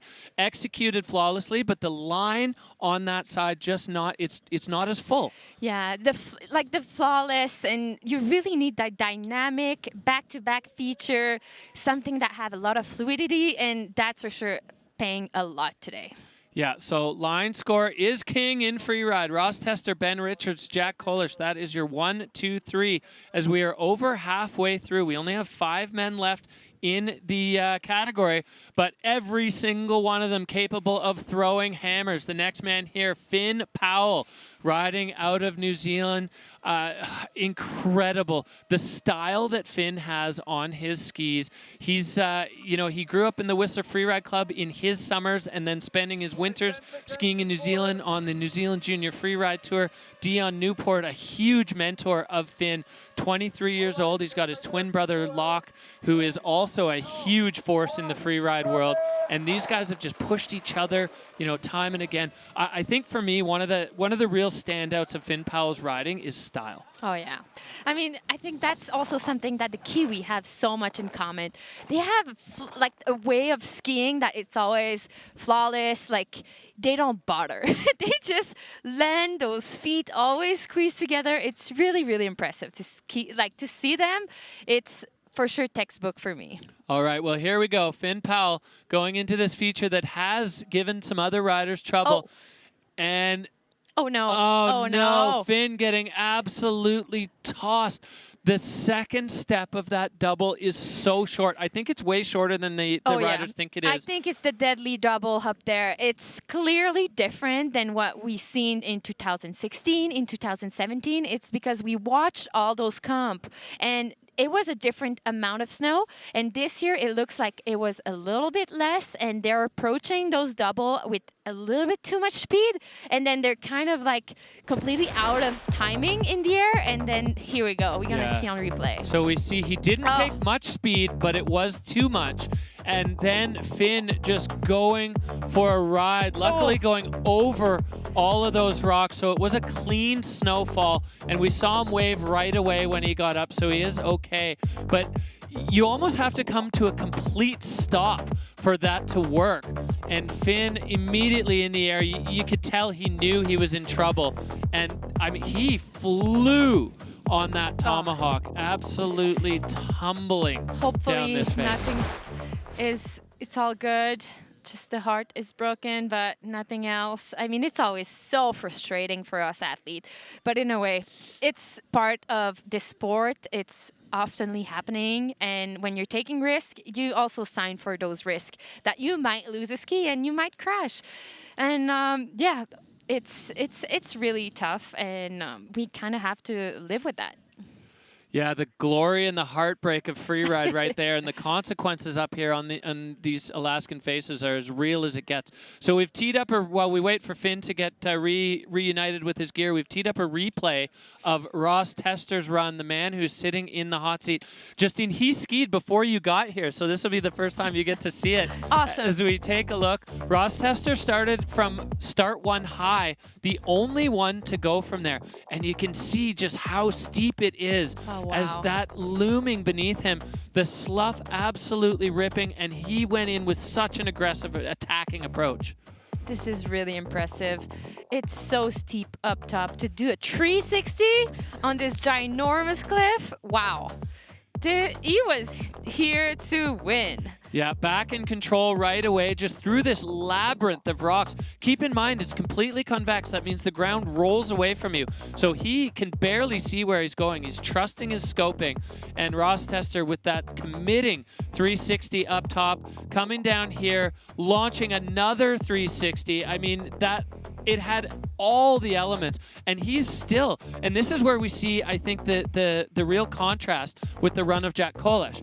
There's no empty parts of Ross's run. Every single section is just packed with features. That's for sure play a huge role into the score, and we can see him approaching the last one. It was a tricky one. I actually wanted to do that one, but now I see it's a rough one. Wow. Yeah, really scary. We heard Lolo mention the only thing that he had maybe was the fluidity of him slowing down there, but in rewatching, he had to do that. Yeah. Similar to the riders like Finn, who's collecting his skis up top on that double, where you absolutely, you have to go off at a crawl. I mean, or it's it so doesn't exposed. work. It's so exposed, and the judge know that you can actually take a second to think before throwing yourself off cliff full of rock at the landing. And when you are in an exposed cliff like this, you really have to be precise on your landing, and that makes sense, and the judge understand the reason why. So, let's see Finn. He looks fine. And how about a shout out to the snowboard men who went back up after their runs to act as ski runners for all the other categories. Now there is a benefit; they get to ride the face again in this glorious Alaskan powder. So That's for sure. there's a payoff the good part for them. about it. Now I think it looks like Cesar Barem. Maybe he's looking for Finn's poles. Yeah, it's really not easy. Honestly, you can lose your gear so easily in that type of snow. It's powder and it's steep, so the equipment can go super deep in the snow and then you lose it forever. Yeah, you donate it to the natural resources here out in Alaska. Eventually it'll make its way all the way down to the bottom and maybe find its way in the little Jarvis Glacier there. So Finn Powell making his way off the face. He is physically okay, but as we said, glory and heartbreak in Freeride. And you know, the nerves, the fear, the consequences, all of that is so real when you stand on top of one of these huge Freeride faces. Oh yeah, no, it's honestly a dream for all of us riders to be skiing today in Alaska. For most of us, it's the first time, I think. So it's kind of a dream, and when it's that feeling of like you want to push and you want to do your best that you can in Alaska powder. And there's also this Alaska powder fever that can be tricky. Yeah. Well, speaking of push, the next man in the start gate is one of the heaviest hitters in the field and is always pushing so hard. Toby Rafford from Sun Valley, Idaho, and he is up there at start one high. We haven't seen anyone drop from there since Ross Tester, and he is currently sitting in the hot seat on top. So we know this zone can pay off. What has to happen is execution. So Toby Rafford now kicking out of the start gate, getting ready for an Alaskan sensation.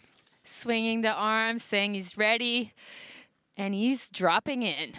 so steep up there, and Toby not holding back at all, going full speed as he has become known for, popping into this air, 360, clearing the rocks, landing clean. He's got to get control now. Look at the speed of his feet. He went through there like a World Cup slalom skier and just navigated. He's got control again, Justine. That was incredible. Oh my God, he's just not stopping at all. It's flawless. The way he skis so much in control, like nothing bothered him. It's really impressive. Perfect control, but at maximum speed as Toby making his way through this labyrinth. We saw Ross pick off a few features in that section, but lobbing off the spine wall with a 360. An incredible run there from Toby Rafford, top to bottom. For sure, the fastest run we've seen so far of the day. Toby is known for his signature line choice. Honestly, it's always so exciting to see him drop because you know that he'll do something that nobody have done before. And I think that's something that I respect so much of Toby is his line choice. Well, we see here right off the apex of that spine landing, and here's where his skill comes into play. The quick feet, he had to go through those towers and then down here on this blade launching, getting the style. He never leaves the ground without a ton of style. And down here, I mean, every single piece of this was so calculated, so perfect. And this, nobody else saw this. The spine wall just lurking there. Toby lifts his feet up, launches an enormous 360. Didn't even look like he left the ground when he landed. It was so clean. It's so impressive. The way he makes it look so easy. It's unbelievable. Honestly, it's a joy to watch him ski. It just, honestly, like, showed to all of us that you can look like it's easy, and it's not. And it's really not easy to ski that steep. I don't know how steep it is, but the top section to launch a 360 in the middle of that, like, I think 50 degree it is. So it's really impressive. What a show that he gave us. This Toby. So the judges have to get to work now because Toby had a few less features than Ross, but the intensity and the speed of his run were maxed out completely. He couldn't have done more features going that speed. So Toby Rafford maxing out this face. This is what we came to see, the YETI Haines Alaska Pro giving us fireworks. Well, the judges have spoken. It's going up, up, up, way up. 90.67 nubs on top. Amazing. As Toby Rafford takes over the top spot. He gets hugs from the rest of the crew there. He and Ross and Ben have all been traveling together. Their screw around vibe is just legendary as they're always just into mischief. But I mean, he just laid down the run of the day so far, and the judges rewarding him for it. As Toby Rafford on top with 3 men to go. Ross Tester, Ben Richards, that is the crew. Jack Kolish moves down to 4th, and then the enormous squad of no scores there from Marcus Gogan all the way down. All of those guys losing equipment. Back up to the top we go, Justine. We are not done here. Ski man. Oh, no. Hugo Troubat riding out of France. He made a huge splash at the FIS Freeride World Championships, finishing on the podium. He's a rookie, a little bit older than some of the, like, kind of barely out of their teens rookies in the rest of the field. But Hugo Troubat now on course and looking to put himself into this podium conversation. Hugo, I'm really excited to see him ski. He's been super good this year, honestly. Very strong skiing. Taking a full speed approach, lobbing a 360 way down the face and coming out of it clean, getting high up onto the spine wall, immediately into another 360. So Hugo Troubat going on the other side of the face. We saw Jack Kolish skiing over there, and now absolutely cooking. He's going straight line to the bottom section, like he's having fun. We see him saying a good hello to the drone. That's really lovely of him. He's having fun. He's enjoying his ride in Alaska. That's really cool to see. Well, Hugo's got such a great spirit. He really embodies the freeride spirit. Getting to this wind lip now, launching off it and up onto the spine. Let's see where we go for the last part. And here we go, a 360, easy breezy. So kind of taking the similar neighborhood to where we saw Jack Kolish go, but adding to it, he's cut a little slab out there. Oh, it's going to run down. He's going to need to stay on the skier's right side. A huge air there for Ugo, and managing the bottom part as well as he roasts into the flats here on the Jarvis Glacier. So much speed. He had to keep his skis straight down if he wanted to not crash. So it was really impressive. Honestly, the last section was really heated up. I think the judge will love that speed. Yeah, he found a way to add some stuff into that lower section.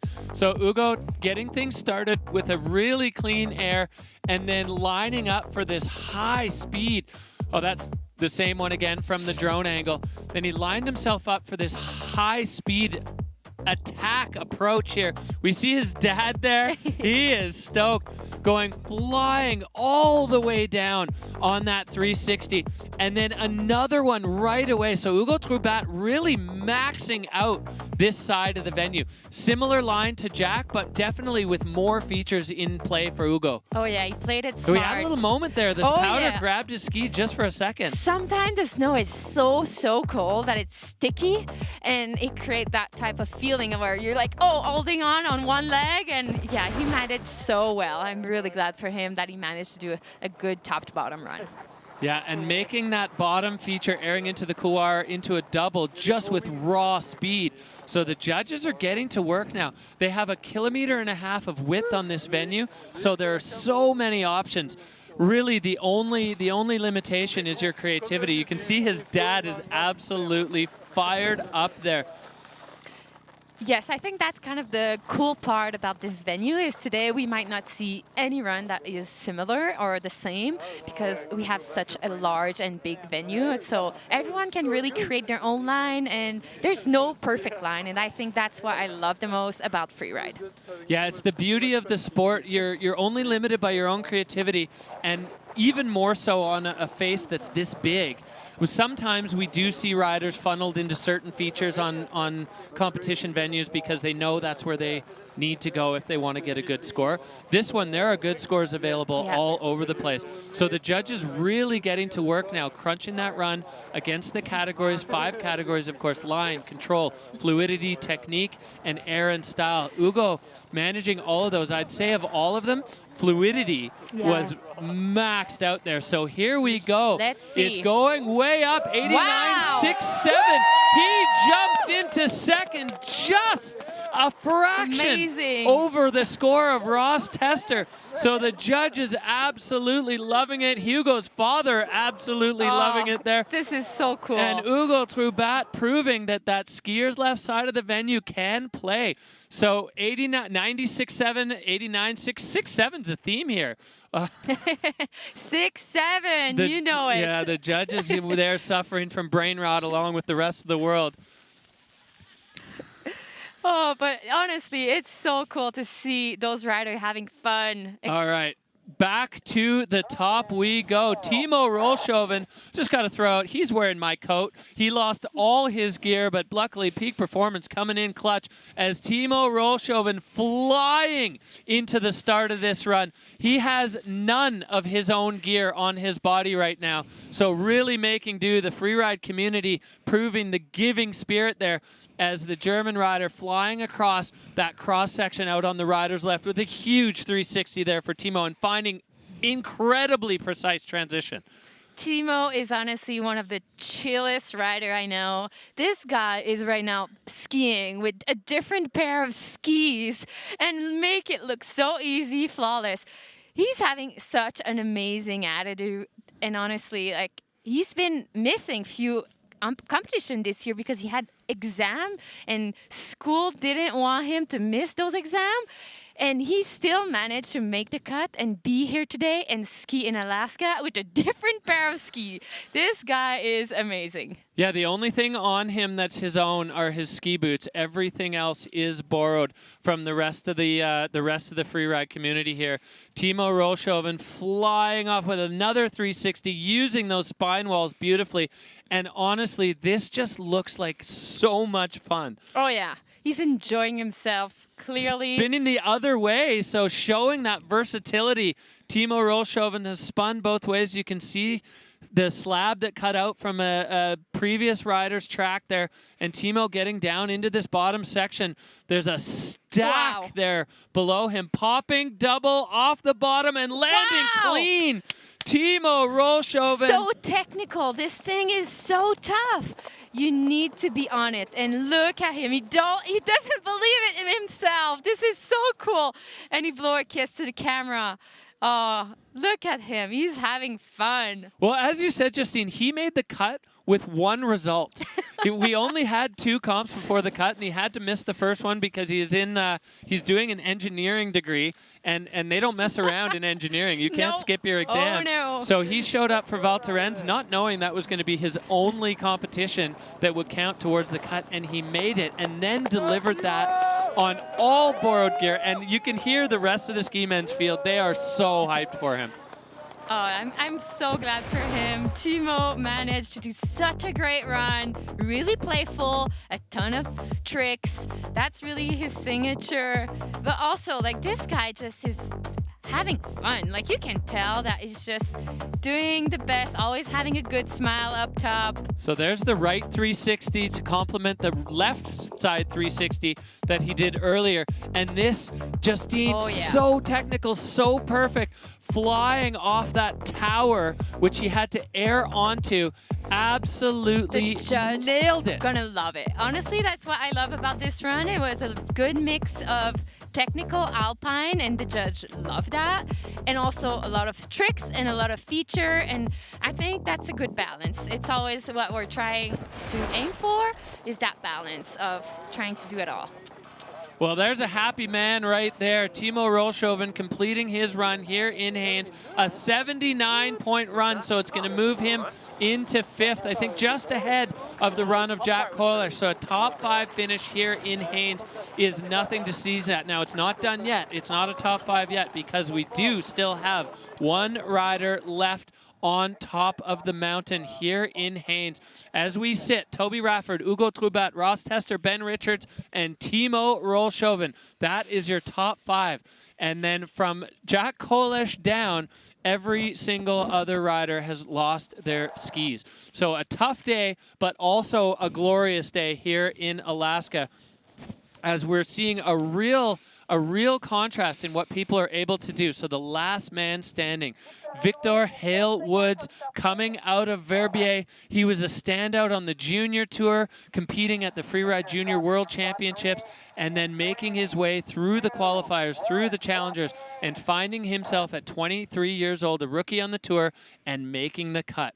Incredible, as he is going from start 1 high, where we've only seen Toby and Ross go. Super bold choice, going for the top of Alaska. This is so cool. In the Gnar, in the steep, but he's from Verbier. He's used to it, so let's see what Victor has in his back pocket. Yeah, so keeping things nice and controlled here in this incredibly steep terrain. What you don't see below the screen is how much exposure is lurking below the riders, and this labyrinth of towers. As Victor handling the speed, using that spine wall to slow down, you can see his dad, Nicholas Halewood, watching through the binoculars on the split screen there, as Victor managing that upper section very cleanly, and really just showing skills beyond that rookie status. Here we go. Big cliff there. He's trying to go up that ridge to go on that end of the spine. Yeah, and getting into this nice shady section. Look at this. This is what he sees. Finding your way through that maze of rock towers, an absolute mystery. And Victor's got to know that previous to him, most of the riders has crashed. So if he gets down just clean on his feet, he's going to have a keeper result here in his rookie season. And he's going into a section that nobody else has skied, and that's really smart and is going to feel good. Oh, yeah. Those turns are looking great. That snow is sloughing out like crazy, but he's managing. He knows for sure that where he is. And he keeps adding some stuff. Yeah, getting really creative with this venue, just adding feature after feature. And a big 360, floating it, landing clean. So Victor Halewoods, he is out the bottom. The judges said when the riders reconnect with the glacier, they will stop judging. It allows the riders just to get down clean and safe, and also speed things up a little bit with the judging, as it takes a while for them to traverse that entire glacier. So a great performance there from Victor Halewoods, the last rider onto the Little Jarvis Glacier and completing the YETI Haines Alaska Pro competition. The last man, we still need to get his score. The judges are going to have some work cut out for them. He had a lot of features in that run. Maybe not quite the same level of like raw intensity that we saw, say, from Toby and Ugo, but clean top to bottom is something in itself today. Yeah. Today, that was kind of the key as well, to find a way to just do it clean top to bottom and to manage to not lose those skis, because the snow was sticky and it was not an easy one. So I'm really happy for Victor. He did an amazing run. I think he did an approach completely different, really cross-side. So he managed to hit a lot of feature. So I cannot wait to see what the judge thought about his run. Yeah, let's take a look at the replay. He's up here in the steepest part of the entire venue and navigating. The Verbier riders definitely looking solid here in Alaska, pushing through these steep snow towers, and every one of his features was creative, technical, difficult, and executed really well. Yeah, his approach was really original, and he managed to do a few tricks, so I think that's really gonna be great and important for his score. Yeah, managing to get a 360 in there, so really adding to that air and style. Really direct line as we see the Hover Air line tracker following the route of Victor Halewoods all the way top to bottom down this face. And here we see the score of Victor Halewoods coming up, a 74.33. So he goes into sixth. That is a great result for a young rookie here in Haines. He was so nervous this morning about skiing on this big mountain, as I think all of you guys were. So here we see Toby Rafford taking the win, Ugo Trubat and Ross Tester rounding out the podium. Ben Richards in the leader's jersey coming into the event, and then Timo Rolshoven rounding out the top 5 on a full complement of garage sale gear. There we see Victor Halewoods and Jack Kolish, and that's it for completed runs in this entire ski men's field. Marcus Gogan winning the Crashers today, getting the highest score of the no score, so an 8th place result. And then all the way down, and Wei Tian Ho there, the final guy, he lost his ski pretty much immediately at the start of the run. So there's going to be some regrouping for that group of no-score riders before we go to Verbier. Here we go, the overall Toby Rafford taking over the lead in the Freeride World Tour with a tie. Wow. No, he's actually 800 points ahead. Toby Rafford, 20,800. Ben Richards on 20,000. So a big shuffle, and Ross Tester sliding into 3rd in the overall. So basically tied from 3rd to 1st going into Verbier. This is setting up for an electric Extreme Verbier. That's gonna bring an amazing show for those boys, because they're gonna need to push it and to win Verbier if they want to win the World Tour. So it's gonna be a really spicy one to watch. Oh, big time, as we see the riders that fell below the cut. Unfortunately, a few injuries there with Kelly Hilecki. All right, well, we're back on camera, joined by Justine Dufour-Lapointe. We have had an absolutely electric show here in Haines. I'm just absolutely blown away. We got a competition in the bag. We had to run it 2 days early. You guys went up there and threw down. What are your feelings right now? I mean, it was a tough one, but in a way, it was the dream for all the riders today to ski in Alaska. It's such a privilege. We were all, I think, so full of gratitude to be able to have a bluebird today and be able to compete. Of course, it's the freeride. Freeride is always juggling us into this amazing roller coaster of emotion, and we kind of have to deal with it. So a lot of athletes arrive last night, yesterday, and had to manage to do the face check this morning. So yeah, it's not an easy task. And when we look at Timo, who had none of his equipment and managed to ski that way, everything's possible. All right, well, we have the winning run from ski men from Toby Rafford teed up. We're going to look back on this incredible performance. You know, Toby starting up there where we saw Ross and Victor Hale Woods at start one high. He gets his bearings, gives a wave to the judges, and then right away, he just went into full throttle. It's incredible. He's so talented and so strong on his ski. It's always so amazing to see him. The line that he picks, it's honestly, I don't know how he does it. The way he managed that speed, it was so gnarly. Right in front, so much exposure, and it's really brilliant to watch. This guy is one to remember. The only rider of the day to pick off that feature, and you had to be out of start one high to even get there.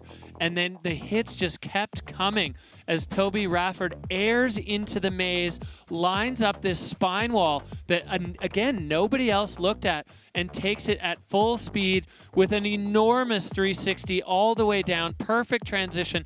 That run was over in a blink of an eye. It was so fast. It was so perfect. Everything about it. Yeah. Toby Rafford just putting on a masterclass. And can you imagine that this isn't a 10-year Alaskan film skiing veteran. This is a man who has never skied here before, who has never skied on a face this big before, and he just did that. I mean, Toby is really impressive. The way he always pick a new line that nobody have thought of, and he's so creative and so strong on his ski, and I think that's really what makes him so special and makes his line always so special. And that's also a big part of the judgment, is the wow factor. And I think he's always playing that wow factor, doing his own thing, his own game, and I really respect that. And I think that's also part of the creativity that we all need as rider to ski your own line and have your own idea and your own tricks. And I think it was so different than everybody else, and that creates the winner line. The wow factor, indeed. Toby Rafford brought all of it. Now it's your chance to have your say. We want you to log on to freerideworldtour.com and vote for the rider of the day. Every category is in play. Who impressed you? Was it the winning run of Toby Rafford? Was it Michaela Davis-Meehan throwing an unprecedented 360 high on the face in snowboard women? There are so many great options for the rider of the day. Log on and vote. Well, Justine, I want to thank you so much for joining us. It's been a pleasure having the Athlete's View here. Haines, the YETI Haines Alaska Pro, done and dusted. We are going to say goodbye on behalf of the whole Freeride World Tour family, and we will see you in Verbier.